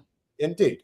Sorry to be persistent, but my question... That was your question. My question was, how do you feel? Answer. My question was, how do you feel? How do you personally feel about over 20,000 Palestinian children now being killed since October the 7th in Gaza. How do you feel about that? I think that Arabs, Gazans or Jordanians or Syrians, whoever, should be very, very careful with the way they educate the children. Yeah, that wasn't my question. Now, that wasn't my question. Many of them. Can you answer my question? Answer. That was my answer. So you don't to care? Your question. You have no thoughts about these children at all? You choose your questions, and I answer them the way I believe is right. But just to be clear, you have nothing to say about 20,000 children being killed. Nothing at all. I have a lot to say about everything that happened as a result of the massacre of the 7th of October. I understand you care about Israeli children who died, as do I. But I'm able to care about both sides of children who've died. Why don't you care, seemingly, about the Palestinian children who've died? Why can't you express any sympathy or sorrow or empathy with the children who've died in Gaza? Are you able to do that? I warn all Arabs from all sides, from all borders, warn them, stop educating children to hate So just to be Jews clear, I've now offered you three times. I made myself very clear. Oh, you've made yourself very clear. You asked me 5 times. I'm going to give you one last. You asked me 7 times. Okay, I'm going to give you one last chance to offer some empathy or sympathy or sorrow about the deaths of 20,000 children in Gaza. Are you capable of doing that? No. Just look the at that. caucasity. This is the thing. How dare she answer with like she's somehow giving the Arabs a warning? First of all, she did say Palestinian in the beginning and then sort of like made a note of the fact that she said that. But of course, she then reverted to form because all the Arabs. But, you know, how dare she say that anyway? Like they need to learn not to teach their children that. This is one of the most vile, hateful people on the fucking planet. And she's one of the leading spokespeople for the Zionist cause, which is what makes it even more interesting. But that shit-eating grin on her face. I can't with her. I mean, that's the thing, Wally. That's really the dehumanization that the Zionist movement represents is what we constantly have to throw in people's faces. It doesn't happen overnight because... And she's one of many. Let's be very clear. Yeah. Okay. You've got like 80-something%, maybe even more of Israelis are pretty much with her. Pretty close. If not, I mean, there might be some variance in the spectrum of like the severity of complete psychopathy. But for the most part, they're with her. That's what people don't understand. Like, this is not an outlier. Well, the one thing, Wally, that we talk about a lot on our channel is how a lot of this is steeped in class consciousness and politics. So when somebody like Jerry Seinfeld or Deborah Messing or any of the, you know, pick your celebrity Jewish person that is blindly, affectionately behind Israel, so much of it is based on class. I do think that there is a sizable Jewish population in the country that is not on board with what's going on. But those that come from a comfortable background, South Florida, New York City, San Francisco, Chicago, places like that. It's the white Ashkenazis that were brainwashed from our youth that have not been able to unravel it, that are stuck. But you would have to, from your personal experiences, I mean, obviously having such a platform on Instagram, I mean, if you had people that have shared sentiments that, you know, perhaps at one time I believed this and I was wrong and now I see the light and I see it differently, has that been something you've experienced, even if it's through private messaging? Oh, yeah, absolutely. And I think it definitely, and in different ways, well, there's a lot of the activists in the Palestine space are non-Zionist Jews.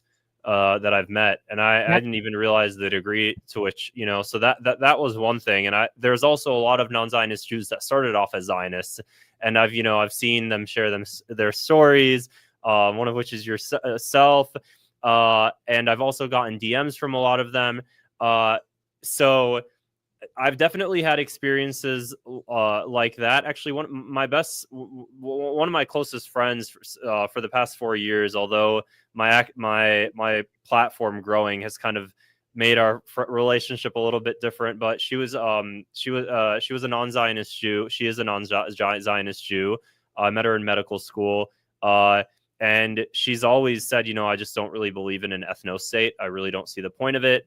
I don't really feel any affiliation with it. I'm an American. I've never really, it's just like not my. It's just really, I don't really understand it. She's in a lot of Jewish spaces. She has a lot of Jewish friends, and she's never really felt that. She's never really understood it, and she's always been like that. And she's so it really is, it really just like depends on the person. What I have noticed though is that the way I approach the conversation between the left and the right is different now, and I've noticed that that it's more effective for me when I think Democrats and left-leaning individuals and libertarians as well, it's easier to tug on their heartstrings a little bit. And you can come at it from the place of human rights, and you can come at it from the place of like, this is just like blatantly wrong. I've noticed with conservatives on X and just conservatives in general, that does work, but it takes a little bit longer. But what I have more noticed, though, is pushing it from the perspective of like, this is just not America first. Oh, not at all. No. So I think that there's also a messaging thing where I've noticed that what I try to do a lot is tackle it both ways. So I'll definitely tug on the heartstrings just because it's just like, this is blatantly wrong. And it speaks for itself. But then also there is a group of people that there's just some people that genuinely, they don't care, they really don't care. And with those people, you really kind of have to explain to them logically how this also just doesn't benefit American interests in any way whatsoever. None of this is good for America. Right. For example, Daniella Weiss, during Biden's administration, Biden had Executive Order 14115. That's one of the big things that I use with all of pieces. It basically sanctioned settlers in the West Bank that committed violence or displaced Palestinians. He put this order out in April, I think, of 2024. And I basically just like went balls to the walls with it. I started working with Dawn, a nonprofit organization, and we just started targeting all the settlers in the West Bank that like killed my family. We started targeting just like the lower level ones that had no huge positions, worked our way up. And we targeted one of the head security people at the settlement. And then we were pushing to get Daniella Weiss sanctioned by the U.S. government, and we knew it wasn't going to happen in time because then Trump took office, and the first thing he did, literally the first day Trump took office, is he reversed the executive order, day one. And then the next day, he gives a press conference about how it's horrible that South Africa is taking land away from people. He has no idea how South Africa can just take people's land. He's referring to the whole white South African farmers thing. We covered that. Really terrible situation. We covered the white African refugees that they were supposedly. Which it was just like a slap in the face to me. Like, dude, like, okay, cool, you can empathize. I didn't look too much into it to give an educated statement on what's going on there, but you can say, okay, taking away people's land is wrong. Whether or not it was happening, I'm not sure. But if you can agree that taking away people's land and homes is wrong, but then you can't just take that same argument and put it on these people that you just removed in an executive order that called against the displacement of their land. It baffled me. So when that happened, all of my the sanctions and everything dropped. So then we kind of had to reroute our efforts. Now we work with some international organizations to get them sanctioned in like Canada, the EU, but I mean, if Canada sanctioned me right now, it would literally have no effect on my life. I have no Canadian bank accounts. I don't exchange in the Canadian currency. And nothing gives as much weight to sanctions as the US dollar because it stops you from even using any financial transactions. So the weight's gone there. So it brought a sense of hopelessness, honestly, because that was the one thing that I was so motivated and we were seeing some sort of progress towards. It's just crazy. I don't know. That's kind of where it's like, okay, if this is, there's literally, it's only America first to just like be pro humanity. So doing something like this where it just doesn't make sense to me, I guess. It just doesn't. Will you just finish this so I could stop staring at this woman, Peter, please? Sure. I can tell you that had you occurred, and I don't believe you that you care a tiny bit about one killed person if you do not use the means that you have as a media person to stop educating children. I gave you 4 chances. Jews. Okay, you gave me 7. You gave me 7. And you know what? You couldn't give a damn, could you? That you are to blame more than me. You don't care. And all you want is all the Palestinians gone. You can barely even bring yourself to say their name. All you want is to take over the West Bank and Gaza. You don't care how many die in the process. You want them all gone. You don't care, do you? That's the bottom line. Yep. As you said, the audience will judge. Yeah, they will. Oh, we will. Daniella Weiss, thank you very much for coming on Uncensored. Oh my God. I feel like I need a shower just from watching that. She's Piers, so you don't have to thank her for coming on. If anything, you could thank her for continuing to expose that genocidal state. She's just, you know what though? But the more that regular people that are just tools and don't know any better that watch somebody like Piers Morgan, the more that people like that see the psychopathy, then that's just better. So I don't mind her talking and people seeing that. Like I said, I like to know who my bigots are. Yeah. No, and I agree. I think that the tides are turning. I guess my fear is like, are they going to turn in time? I don't know if it's just going to happen soon enough. But there is a shift, absolutely. I don't think it will for the people in Gaza. Not for Gaza. They're pretty much, they're going to be finished. The problem is that they're going to be finished because this is Nazi Germany all over again. This is like final solution type stuff. Rather than have any awareness or any come to Jesus moment, if you will, it's no, let's just kill them all. You know, if we are going to lose our apartheid state, which they will lose, then this is what's going to happen. Our goal as Americans has to be, we must sever the relationship between the United States and Israel forever. Like this has to be our life's work, is to make sure that AIPAC can no longer control our economic and political system. And if we continue to get that message out there, what you're noticing is that a substantial portion of MAGA agrees with us, that they do not want Israel controlling our lives. And that is the fight of a lifetime. We need to combine with the America First people, even if they're bigoted, if it helps us get this to stop supporting Israel, is basically what you're saying, Peter. Wally, look how they're turning against Trump. I mean, it's obvious that they're turning against him. Like this is the Epstein stuff. Yeah. Well, everyone who thinks that the Epstein story has anything to do, I mean, yes, does it have to do with child sex trafficking? Absolutely. But it also has to do with Israel on it. I don't know. It's Israel. It's a clandestine blackmail operation that has, again. So I think that that's part of the reason the administration is hiding it. No, I do agree. I mean, it hurts to like acknowledge that. You mentioned you think the apartheid state is finished. How do you think something like that would happen? So at the end of the day, they are going to, first of all, they can't exist financially without us. And now their economy is completely destroyed. It's destroyed. They're never going to be able to come back, not just economically, but in any sort of way with the rest of the world. Like there is no more relationship. The rest of the world is just trying to figure out how to do it without getting totally killed by American empire.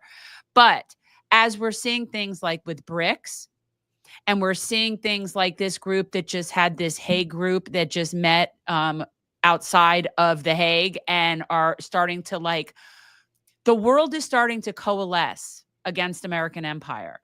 And as that happens, and as we're the only one left supporting the Zio-Nazi state of Israel, their economy and our economy are going to sort of start to implode. It's one of those things that it's not going to happen overnight. But without us being the world hegemon, Israel can't exist anyway. And even with us as the world's hegemon, what kind of life do they have there? They can't offer security to their people. They can't. People are fleeing there. They've lost like 1 million people in the past couple of years. I know, because a whole bunch of them are coming here. And so, they are going to cease to be able to exist. More and more companies are going to stop doing business there. Their entire merchant marine system, thanks to Ansar Allah, has been completely obliterated. Their economy is in the toilet. So it's how it eventually unfolds. I don't know. I'd like to see it unfold with a group of people like the Hague people that met, getting together and actually sending boots on the ground to protect Palestinians and force them to be able to get aid in. I'd love to see that. But I do think we're going to see the end of the Zio state in the long term for sure. Yeah, I hope so. It just, yeah, again, it all comes back to the U.S. I mean, I don't know if you guys saw just like yesterday or the day before, but Lindsey Graham, Tom Cotton, a few other senators and congressmen, they started threatening Ireland because Ireland either put forward or is putting forward a law to make it a crime to support businesses in the occupied territories, the West Bank and Gaza, Israeli settlements and whatnot. That I don't see anything really wrong about that because like they're in occupied territory, which is illegal by international law. I saw nothing wrong about that. And then Lindsey Graham goes on X and starts saying that this is a really bad idea if Ireland goes through with this. Tom Cotton said the same thing. They're not going to like the consequences of this. Why are we threatening Ireland? You know what I mean? It's just like, this is kind of where it goes to, okay, we're just slowly isolating ourselves internationally. It's going to be Ireland and then the EU and the global South. And we're just going to lose all of any friend we ever had.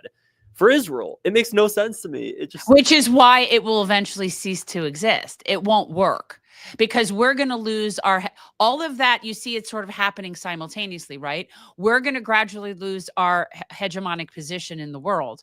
And at the same time, Israel is going to start to see it like where it ceases to exist. It's not going to be able to exist without us. And the world is starting to circumvent us because they are done with our shit. They are sick of being sanctioned with us. You have a BRICS summit happen, and then you have Trump threatening to sanction anybody who has anything to do with that. Yeah, Donnie, that's the reason they're forming BRICS in the first place. So these things are all happening, and none of it is in an isolation chamber. It's all sort of happening together. But as far as Ireland is concerned, I was just there. I can tell you, they have zero fucks to give. And how many things in Ireland do you think that the United States provides that they need? You know, that's the thing. We think we provide, like, we think that people need us. Nobody needs us but Israel. Yep. Yeah. Ireland is my background. You know, it's just it's sad. I was actually looking into South Africa apartheid, and I was just reading up about it, about how it ended up getting abolished. And one of the big things that had to happen for it to get abolished was actually the U.S. finally agreeing to put sanctions on South Africa. And it came down to a vote. And it wasn't until the U.S. sanctioned South Africa that then basically the dominoes just started to go, and there was enough global pressure. So it really just takes the U.S. and then everything could shift. It's sad to see that instead of the U.S. doing what would be in its strategic interests, which would be to, just stop, give Palestinians a state, just do the right thing, which would actually benefit the United States. The United States is just going to go under with Israel. It's sad that has to happen, especially as an American as well. I don't want to see that happen because it's very unfortunate. And I wish it could be the other way. Well, I'm kind of over American hegemony anyway, so I don't mind. For me, it's like, don't let the door hit you on the way out. I don't mind it all imploding. My only upset is about what's going on with Palestinians in the process. But as far as like the end of American empire, I'm here for it. So I don't really care about as that. long as it, it's more so like I just don't want to wake up one day and then see like eggs are, $30 or something. You will. That kind of shit is going to happen. And that's the hubris of this country, of American empire, really knows no bounds. They're huge. It's like they really just do not think that the world can get to them. They're sitting there and threatening China. Like, we make up 15% of China's, imports or whatever their dealings with us. Like, they do not care. And neither does a place like Ireland. I was just there. They don't need us. They don't need us. They have products from all sorts of places. They don't need When us. you look back on history and you look at how things ultimately transpire and people wonder, could it ever happen again? The fact of the matter is that when certain people that control a substantial portion of the economic and political landscape are drunk with power, which our leaders are, I mean, let's be honest, they are. And this brings us to Wasserman Schultz, because Wasserman Schultz, frankly, should be in federal prison today for all the things that she has been able to get away with. And she's just an elected congressional representative. You want the list of people that should be in prison? Well, I'm using her as an example right now because this is a person who has committed insider trading with complete impunity, like just has been the top insider trader in the Democratic Party 2 of the last 3 congressional sessions, which is incredible, aside from the fact that it was proven beyond any doubt that she circumvented the electoral process in 2016 between Bernie Sanders and Hillary Clinton, and that she still sits in Congress today as a true acolyte of Netanyahu. There is never a summit that does not go on between the U.S.-Israel delegation in which she is not front and center with this war criminal bastard that she considers a confidant, which is why when she was down at Alligator Alley talking about, oh, these conditions are bad. No, she was just seeking an opportunity to get in front of the camera and try to make herself look good politically, because that's all she does. But keep in mind, and this is a Palestinian, forgive me if I say his name wrong, Saifullah Kamal Musaleh, and he is from Tampa. He is the 20-year-old that was beaten to death Friday by settlers in the Israel-occupied West Bank. How far is that from where your family is? I believe Sinjad. I actually don't know where that. I believe that city is close to. Is it close to Bethlehem and Jerusalem? I'm not actually sure. So actually, I'm curious. I'll look it up. Because in all reality, it's so funny. Like, to a Floridian, you know, the entire size of the West Bank is small. I got to tell you, right? Like, it's small. Like, I drive 8 hours just to get out of Florida. So, you know, our perceptions of distance are often varied, but I know that the West Bank is not that big, so it can't be that far. It's only about like an hour and a half drive or so, 2 hours. Yeah. Right. Well, give credit to perhaps the best left activist in the United States, in our humble opinion, Medea Benjamin of Code Pink, who has been doing an exceptional job, if there ever was one, of confronting our public servants on Capitol Hill. And of course, there is no love lost between a real Jew like Medea and a fake Jew like Debbie Wasserman Schultz. There's a Palestinian American who was just beaten to death. Okay, I want you to look very closely from the start. I want you to look at Wasserman Schultz's face when she recognizes that it's Medea who starts talking. She cannot get this woman out of her. Like, Medea takes up so much space rent-free in Debbie's head. There's a Palestinian American who... Get this. And what's even more amazing, because I have stood in the presence of both of these women, one who I adore and one I loathe, Debbie is a very small person. Well, this is, again, brings back to the thing about how when I've said Medea is even smaller than Debbie. Yeah, which is kind of amazing when you think about it. So watch as this unfolds. See, I don't know exactly. Jen, you should have texted Medea and just asked her, where exactly was that this took place? Because it looks like one of those high-end ballrooms in some DC hotel. It is. It's at some sort of, you know, lobbyist function. They know where. Yeah, it's some sort of. But this is a pro-Israel function that Medea was able to get into. Was just beaten to death on the West Bank. This is a private event. Now, I have to say, this woman who just came over here to stop Medea, you put your hands on her and you could be under arrest. The lady in white put her hands on Medea. She did. Like, you're a damn fool. You can't get near the congresswoman. Right, let it play. Let it play. Palestinian American from Florida. Congresswoman, is that something you will speak out against? Congresswoman, he was a nonviolent, peaceful person from Florida who was beaten to death, and then they wouldn't let the ambulances in. They kept the ambulance out for 3 hours while he bled to death. He's an American citizen from Florida. Will you speak out against that? No, I'm too busy putting myself front and center at Alligator Alcatraz, where I don't belong. And by the way, and I've said it, the only reason she cares about Alligator Alcatraz is because it's probably a company that she doesn't have stock in that's in charge of it. We put out a clip the other day. She's been trying to get a private prison in South Florida for 20 years. Yeah. I had no idea. That's crazy. She was funded by Geo Group for the longest time, and she had to slip that under the rug. You see, when Jen ran against Debbie the first time, we were able to expose the fact that she was one of only 3 Democrats in the whole country that sat on the board of ALEC. And when that happened, I mean, she like lost her mind. She made them scrub her name from the website. Like, she went to task, and that also set off Debbie to the point where she decided to take Jen's name and turn jenperelman.com into a website that got redirected to her federal congressional page, which is she did do that. She stole your domain. Damn. She stole 2. She stole jenperelman.com and jenperelmanforcongress.com. Both went directly to her congressional website during our first campaign. Could you just trademark your name and then force her to give it back to you? No. You can do, I mean, like, how can I trademark my name? You can trademark your name. Jennifer Perelman. You can trademark your name if you're a public figure, which you are, I would say. I think you should look into it, because you can trademark things and look into it, because I've like had to deal with stuff like that before. That's interesting. I just, you know what? For me, it was her having one of her many Marsha moments, which was really my sole purpose for existing in so many ways during that campaign. Like I said, if you just look at the very beginning, if you look at her face. Peter's obsessed with Debbie Wasserman. She's like, oh God, Medea.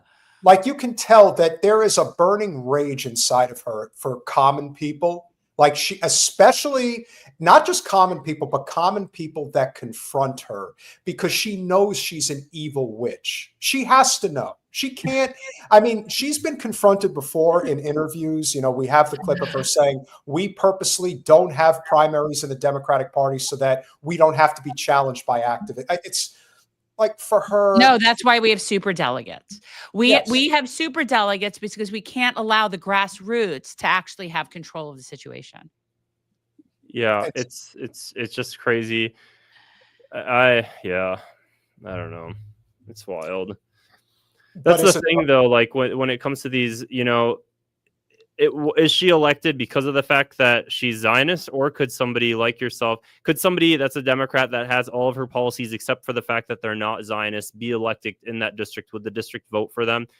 I don't know if it's that, or if it just comes down to the fact that she has millions of dollars at her disposal. All of the above.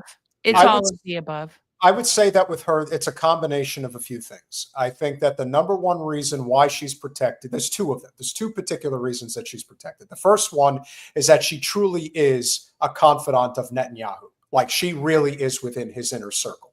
And so when you're that knee deep within the Zionist hierarchy, there is a level of protection that you are afforded that other people are not afforded.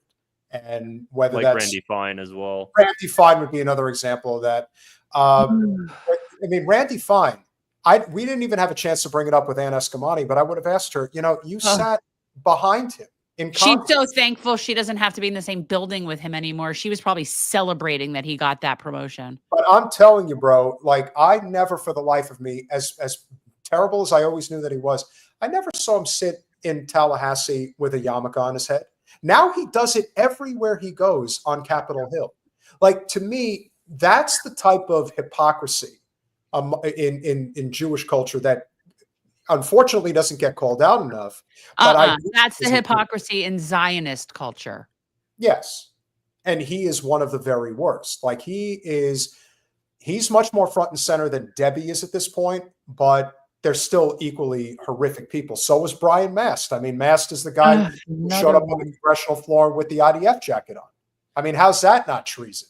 I mean, talk about just a guy who does not care about, you know, forget Palestinians. I mean, he's a person who is so traumatized clearly by his experience serving in the Middle East and having lost his legs. So now he feels, all right, well, I want everyone else in the world to feel my pain.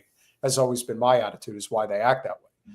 But it's our job, as I said, to just continue to expose this, because a lot of times people don't see these things. They don't get to see just how completely devoid of humanity these people really have. and it's all career, self-serving. That's also the danger with somebody like Wasserman Schultz. I mean, perhaps the district becomes to the point at which it's flippable red, but there's nobody in the Democratic Party that's going to challenge her in her district that has any type of political infrastructure in the area. And there are tons of people who would love to have her seat. We know that. Yeah, I'm over this district at this point. Like I would be happy never talking about Debbie Wasserman Schultz again. I just wanted to put up this question from David Hunter. Well, do you think we will see the end of the Zionist state? Sometimes I'm very I don't think it's somewhere in the middle. I think it's either yes or no. Sometimes I'm very optimistic and I'm like, absolutely. I don't know if we're seeing the end of the Zionist state or if we're going to see the beginning of the Israeli empire. I genuinely I try to be very hopeful, and I think for the most part I am. Part of me thinks, okay, even if America goes down, the only thing Israel needs from America really left, the last thing, is it needs Iran taken out. It needs either a revolution there, which it's trying to do covertly, or it just needs to or it needs to push the U.S. to war there. But I'm thinking, let's say Israel gets its way then. I don't know. I think things will be different. I think there will definitely be change. I remain hopeful. I don't know. Yeah, I guess that's kind of it. I'm just doing my part. I'm going to work as if it's possible. Good. Yeah, I believe it is. And I think that they're not going to get their way. And I think they're not going to be effective against a 3,200-year-old civilization like Iran. And you're not going to be able just to take them out. This is bigger than they realized it was. And I don't see that happening. They're not going to get their way with Iran. They'll mess around in Syria. They'll mess around in Lebanon for a little bit. Maybe they'll expand a little bit into Syria while that is in complete chaos. They're not going to get their way with Iran. It's not going to happen. No. And we know so I see that as a dead end for them ultimately. And Iran is also a country that does not play by Western rules. And that is the biggest reason why. No, they have honor. That's the only reason that Israel is still existing, actually, is because they actually have honor there. Yeah. And when you talk about, backwards countries that do things that are completely abhorrent to, humanity, the fact that we can say that Iran is an enemy, but Saudi Arabia is an ally, just goes to show you that it's all about money and power. It's not about anything else. Saudi Arabia plays ball with us economically, so we overlook their atrocities as a nation. Yeah. And I'm not saying there aren't things that Iran does that are bad, that they definitely do. However, Iran does not want to play ball with us. And that, more than any other reason, is why we see them as an enemy. And of course, with Israel, they're as Bobby Kennedy has said, they are an aircraft carrier in the Middle East. And well, he wasn't lying when he said that, because that's the truth. And $500 billion under Gaza soil, and trillions more of real estate redevelopment in the area. But you know what? The American people are not on board with this. So the change is going to come. And the fact that you're doing what you're doing is a testament to not only your people, but the fact that you have a mission. That your people. Who are your people? You mean Palestinian people? Yeah. And we are your people as well. And we will stand by you and continue to fight alongside of you. How can we anything we can do to help facilitate whatever your mission to coalesce people behind understanding Palestinians? Well, thank you so much for everything. Thanks for having me on. I guess you could just support my efforts by just shooting me a follow on my socials. That would be helpful. That's kind of where I put out all the information or anything I'm up to as well. You could also donate to allofpeace.org. We're a registered 501c3. All donations are tax deductible. Right now, actually, the money is being specifically used on, we're actually I have a 3D printing farm. That's kind of what I have here in Oklahoma. So we're 3D printing prosthetics right now for children in Gaza. Are Yeah, you so- working with Heal Palestine at all? I'm working with you. It's not Heal Palestine. It's an organization called Universal Limbs. I've posted about it a few times on my socials, but they actually on the Freedom Flotilla right now.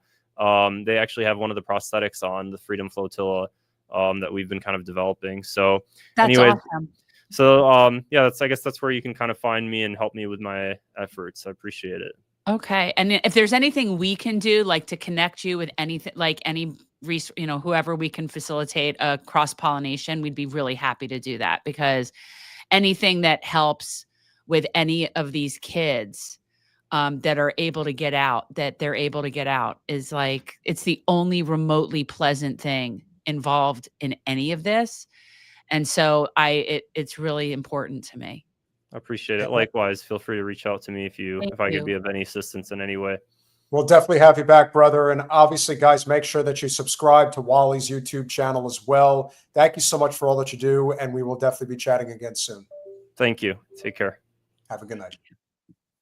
Great guy, and obviously, I can't even imagine how gut-wrenching it must be.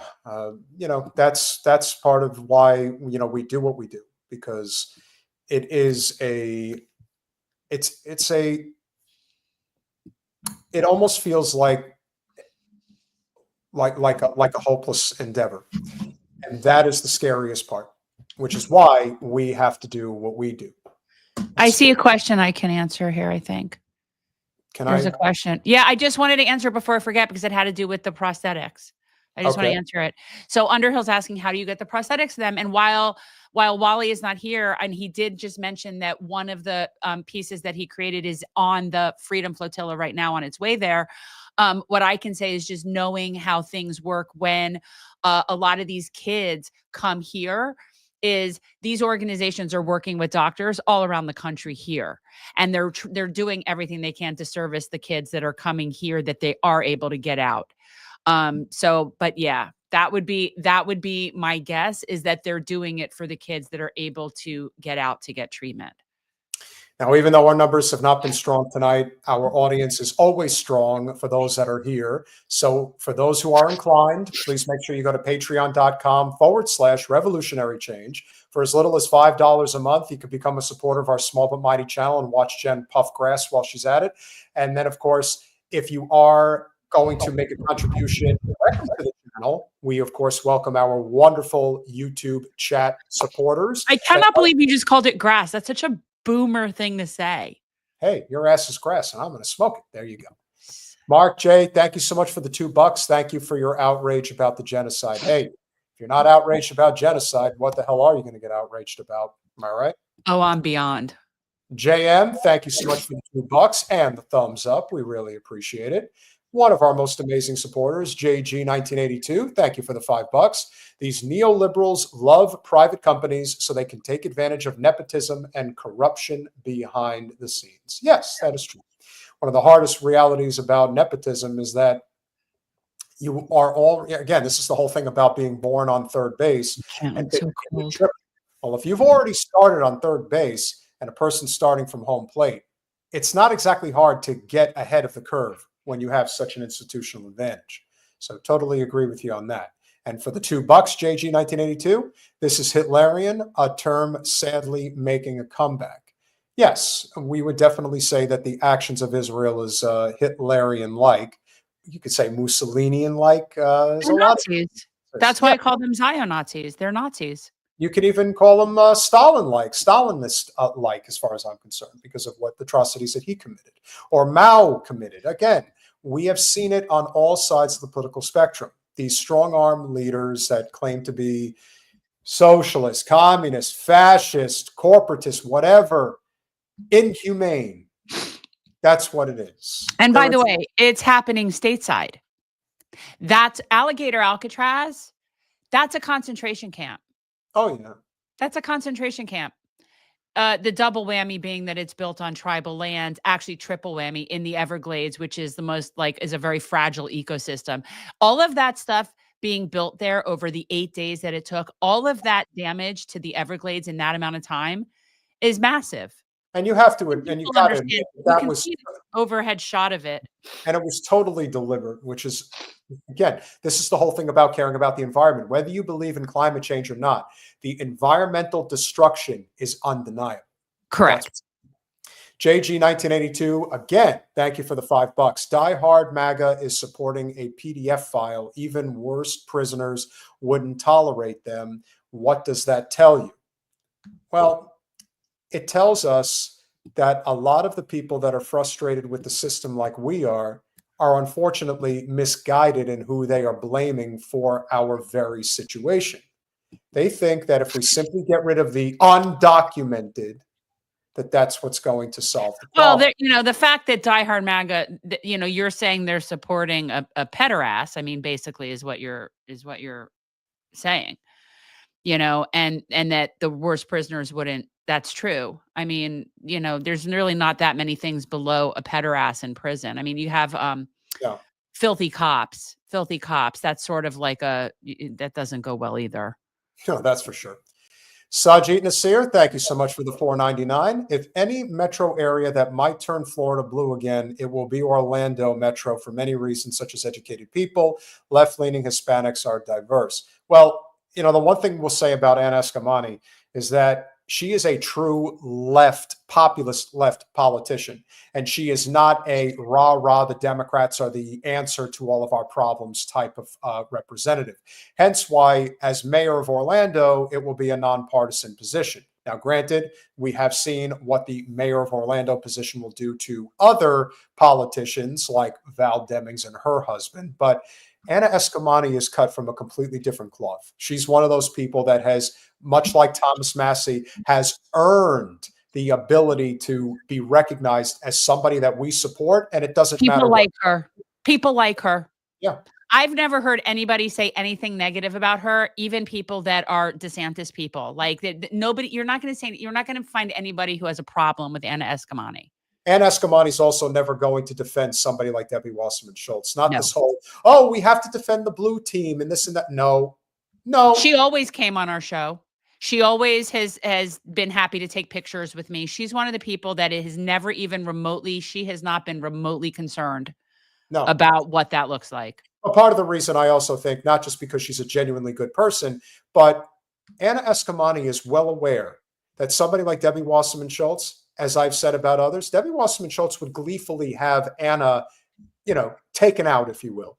Or put in a concentration camp. 100%, without hesitation.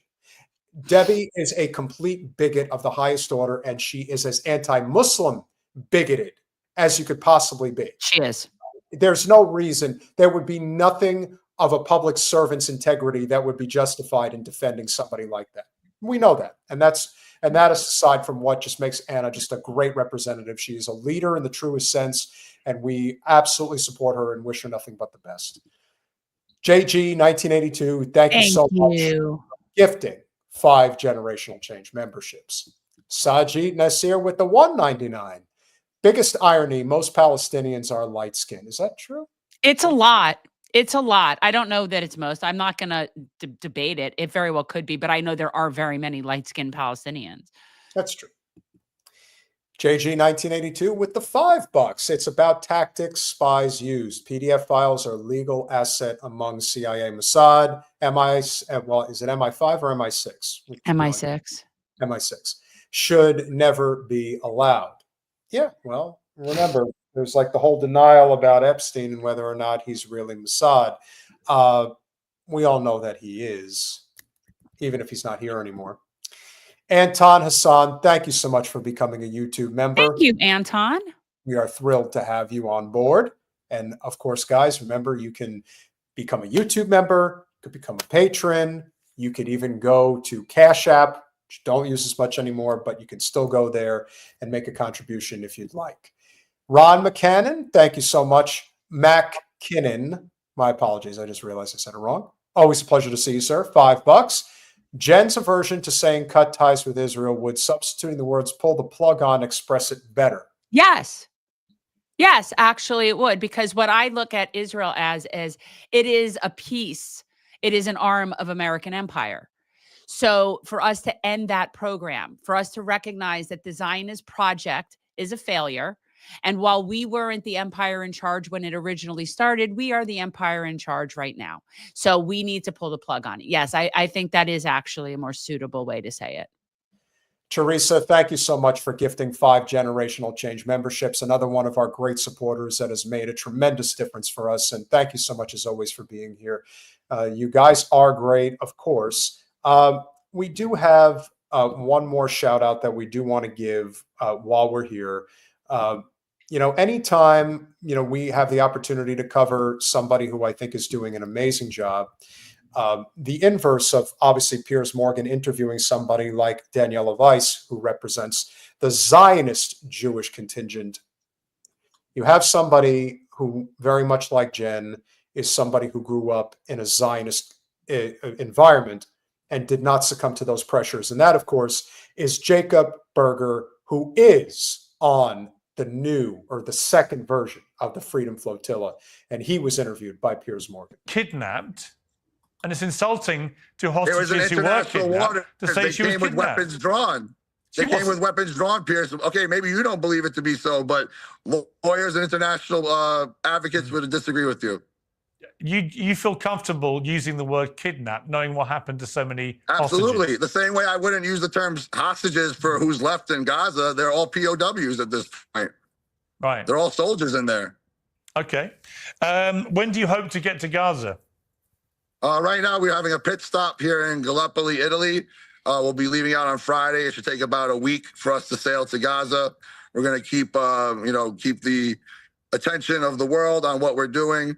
And so about a week, 8 days or so, assuming we don't get intercepted by Israel.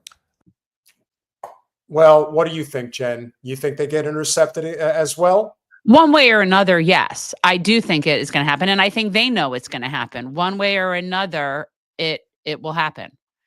But it's still a matter of principle. But this is the kind of thing where when I look at that Hague group having their meeting, and I look at the Freedom Flotilla, that is what we need to see more of.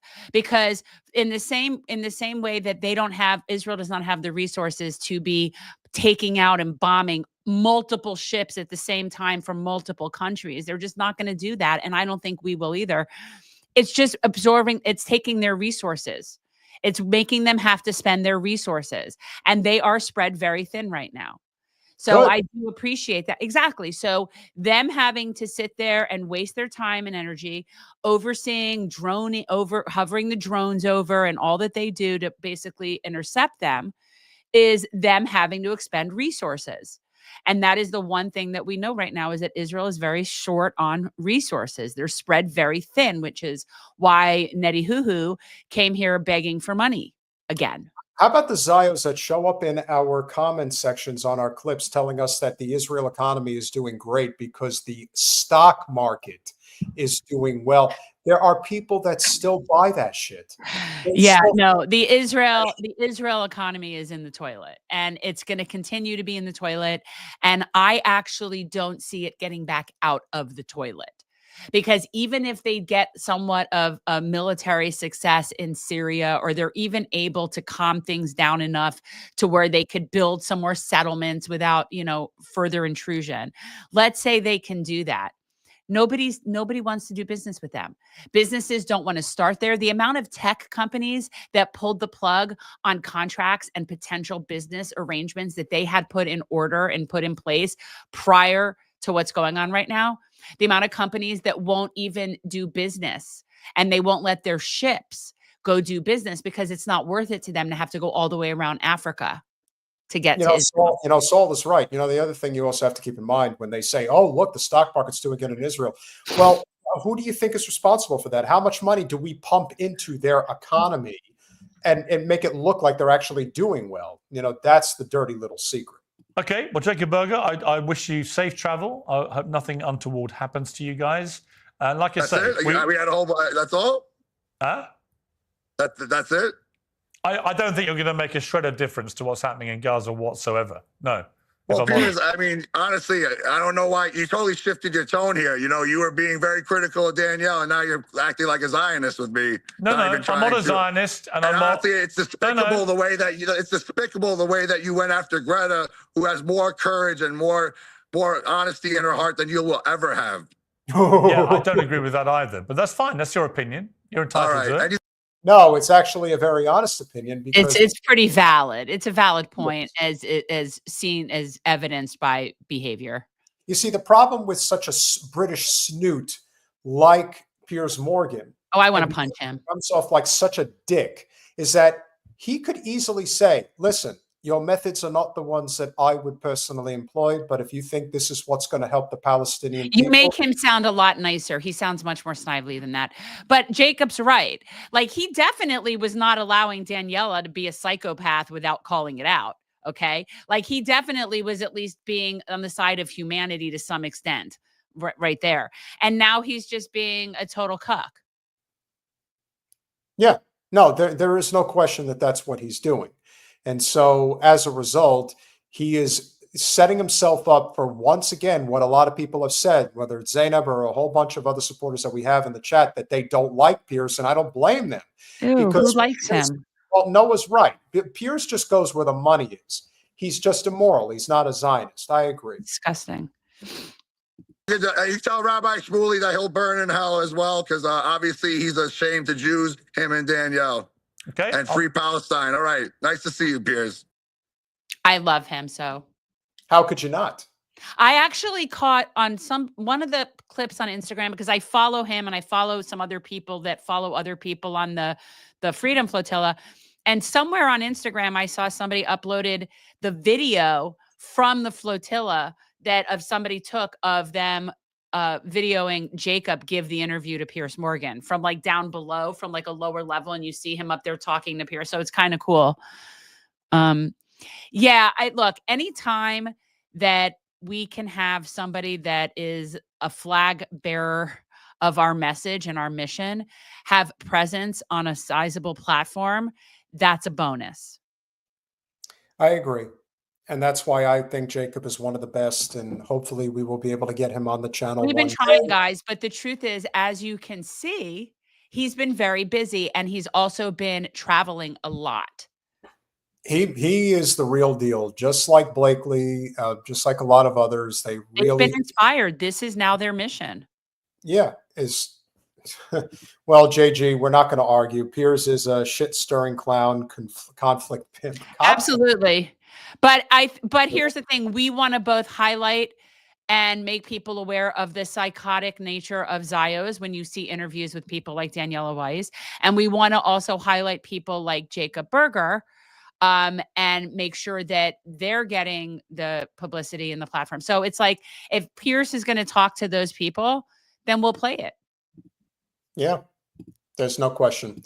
And if you could, Colin, I want to read the Trump story first. So, guys, we're going to close with what is currently happening in MAGA world as it relates to the Epstein story, which, again, we have been very, very concise about the fact that Jeffrey Epstein is all about Israel. Now, I know people have their opinions about whether or not it is directly related to, dealing with child sex trafficking, which, of course, we are obviously very adamant about as well. We've had Layla Al-Arayan on our podcast before, who was part of the major lawsuit against Pornhub, and obviously the child sex porn that was being utilized on there. Make no mistake, the biggest reason why this story is being attempted to be swept under the rug is because of the connection between the United States and Israel. And how that relates to Trump, I'm not 100% sure. We have our opinion about whether or not Trump is a pederast. I don't get that vibe from him, but we ever really know for sure with these people? No, not really. But Trump has decided that he is going to throw MAGA under the bus, which I think was probably inevitable. I didn't think it was going to happen this early on in his second term. But once he doesn't have use for you anymore, he will get rid of you. And this isn't some unique thing. This is what all power brokers do. I just feel bad for people that put so much stock and faith into Trump, thinking that he was going to save them. The radical left Democrats have hit pay dirt again, just like with the fake and fully discredited Steele dossier, the lying 51 intelligence agents, the laptop from hell, which the Democrats swore had come from Russia. No, it came from Hunter Biden's bathroom, and even the Russia scam itself. A totally fake and made-up story used in order to hide crooked Hillary Clinton's big loss in the 2016 presidential election. These scams and hoaxes are all the Democrats are good at, and it's all they have. They are no good at governing, no good at policy, and no good at picking winning candidates. Also, unlike Republicans, they stick together like glue.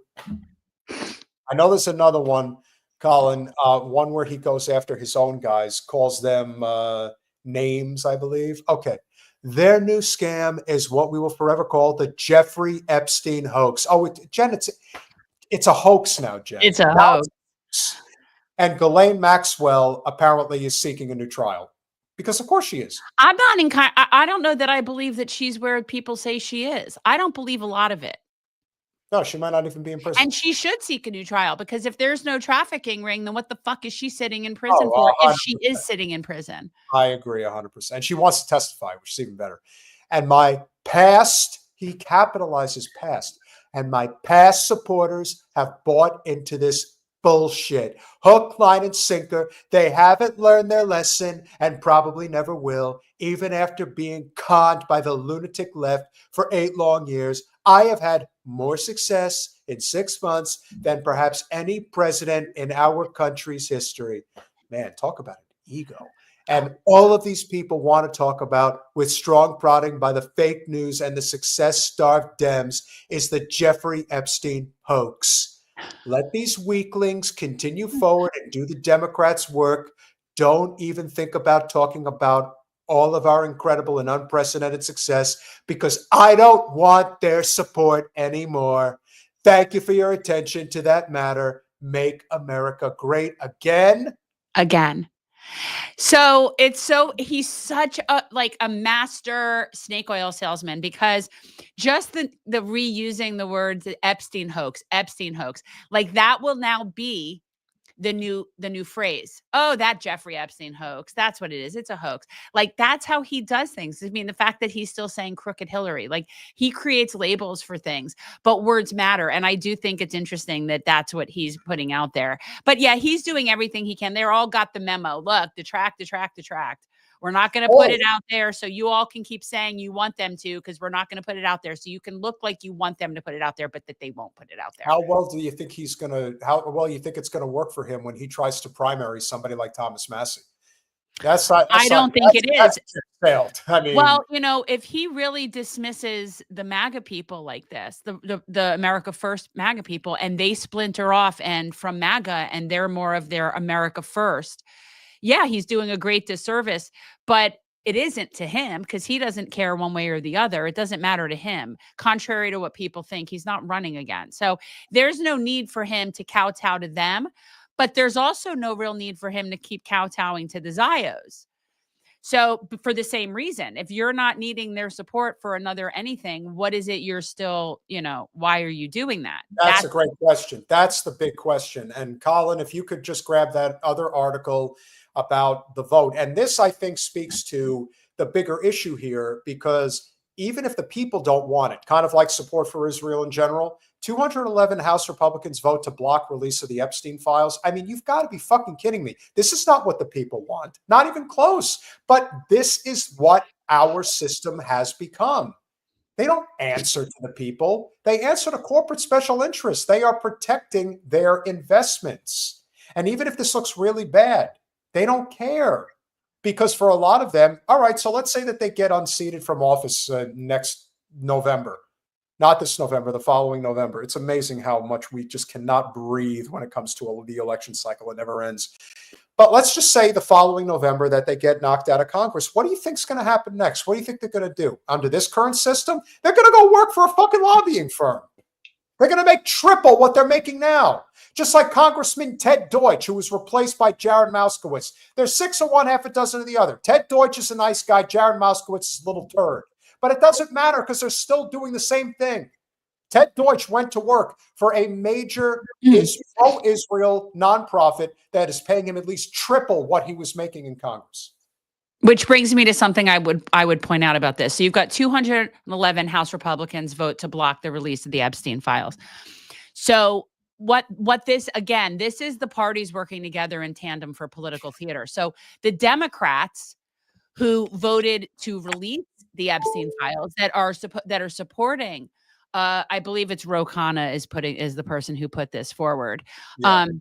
I would suggest that a good amount of those Democrats are only supporting it because they know they're supporting it because they know that they can, and it's still going to get blocked, and it's just for the purposes of the appearance of it. But they really are glad that it didn't go. Of course, they had every. And they wouldn't have supported it if it were close. Listen, 1,000%. They had every opportunity when Biden was president to put the information out there. They didn't. Where was Ro Khanna then? Nowhere. I don't remember him doing this. Nowhere. Just like where was Wasserman Schultz with the kids in cages, which got ramped up to an 11 when Biden and Harris were in the White House. It was much worse under them than it was under Trump. But of course, this is why the two-party system has to die. And something has to come from it, which I believe it will, because you just can't lie about this anymore. It's just too obvious. It's so clear as day. But in this case, it's infinitely worse because they know that it's political suicide to support anything related to covering up Jeffrey Epstein and everything that man. There's just a shit ton of Democrats in there that voted how they voted for the appearance of it, but they are so Zio and they would have never supported the release of those files. And the only reason that they voted that way is because they know that they don't have to do anything. That's the theater. It's theater. They're all on the same fucking team. It's the Zio team. Which is why we have to continue to get the message out there. And as long as we are alive and breathing, we are going to continue to do that. But make no mistake, and this is the whole point of this, which is why, as Jen has pointed out, and I would point out as well, we don't like talking about Jeffrey Epstein. But I'm so sick of talking about Jeffrey Epstein. But the reason we bring this up is because never lose sight of what this fight is all about. This is about Israel, period, end of story. That is why this can't come out. If it is revealed that there is a clandestine blackmail operation being done in conjunction with the intelligence agencies of the United States, with the intelligence agencies of Israel, that's the end of the relationship. That will break it. Well, the problem is that exactly, which is what you're saying. I do believe that would be the final straw. But I actually believe that that's been set in motion anyway, even without the files being released. Just people seeing it and knowing. Let's be real. Again, I don't know that there would ever be real in terms of judicial criminal accountability or anything with any of that.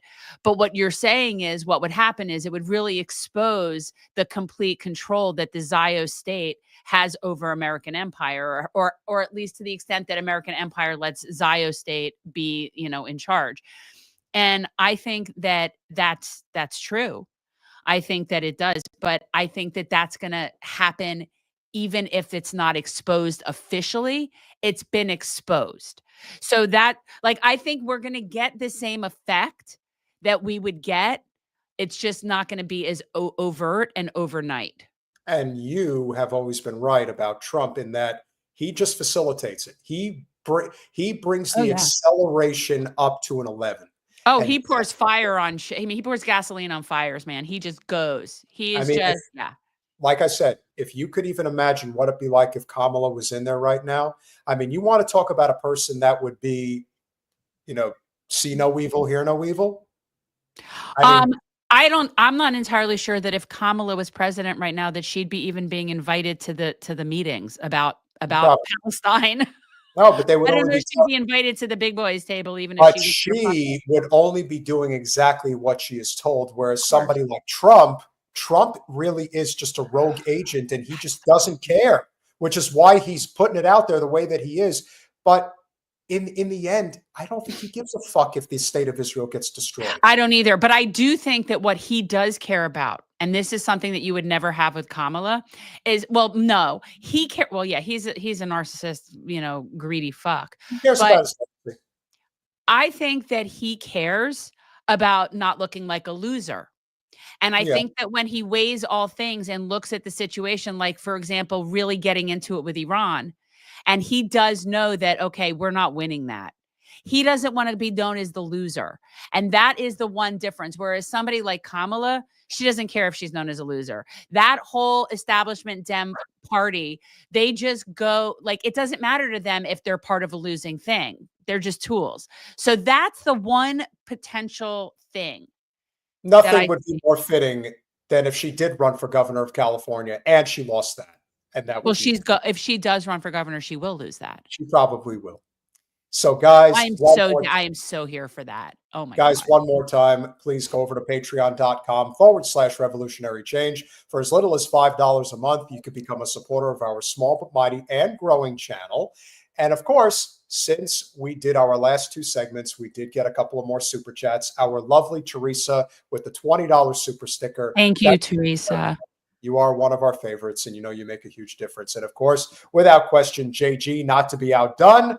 Thank you so much for the $5. Why care about PDF files they have open racist leader and Trump overlooked and lied about?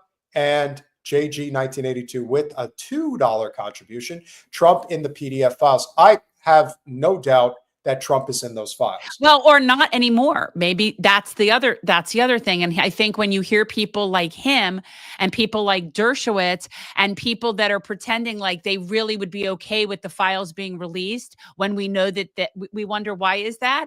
It's because they already know that they've been taken out. So at this point, all of this is also set up enough sort of appearance of impropriety, enough doubt that if and when those files are ever released, no one's going to believe them anyway. Right. They were tampered with. They were So all of this is part of that. But I honestly think that the people that are saying, I want them to release them, like Dershowitz saying, yeah, I'd be happy for them to, so you could see I'm not on it. People are saying that because they know they're not on it anymore. Exactly. Or they know that they were protected for whatever reason. 100%. Listen, E. Howard Hunt on his deathbed, who was one of the leaders of the CIA, said, yeah, we killed Kennedy. And it's like, if E. Howard Hunt says that they killed Kennedy, then that's it. I mean, you can get verified files that will confirm it. But when it's all said and done, we know that there is a child sex ring done in conjunction with Israel's Mossad.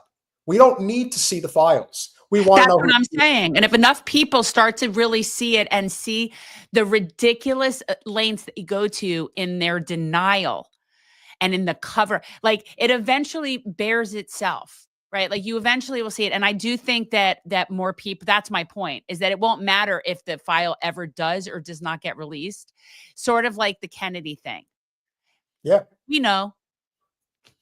Guys, you have been a fantastic audience all evening. We cannot thank you enough as always.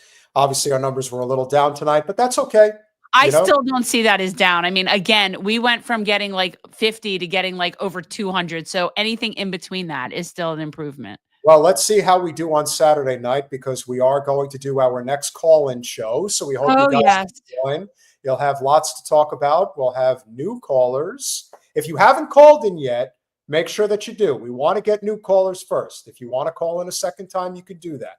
But we definitely want to have as many new people coming on board, sharing their thoughts. We really do appreciate you all being here. We've got, like I said, lots of wonderful guests coming up. You're going to really enjoy the direction that we continue to take the channel. We'll have some additional clips coming out. We've got another clip dropping in about, I want to say 20 minutes. So make sure that as soon as our stream is over, make sure that you leave a comment. Make sure that you share, because that's going to help get this out to a lot more people. And anything and everything that you guys do to help us grow is always tremendously appreciated. So with that said, need a not prescript. That's what you would do, Travers, for sure. So how it works, guys. So when we do the call in, it's for members only. Everybody can watch it. It'll be live streamed. So you guys are absolutely like, people can watch the show. We're still going to be here chatting, but it's for members to call in. So if you want to be able to call in on Saturday, you need to be a member. And there are two ways to be a member. You can either be a member here on YouTube, or you can be a member on Patreon. Both of those groups of members get access to the call in. With that said, smash that like button, share, subscribe, do all those things we ask you to do. Big shout out to Brett Boyle, our mod. Big shout out to the audience who did an amazing job. We love you all. We'll see you Saturday. And Free Palestine. good night, guys.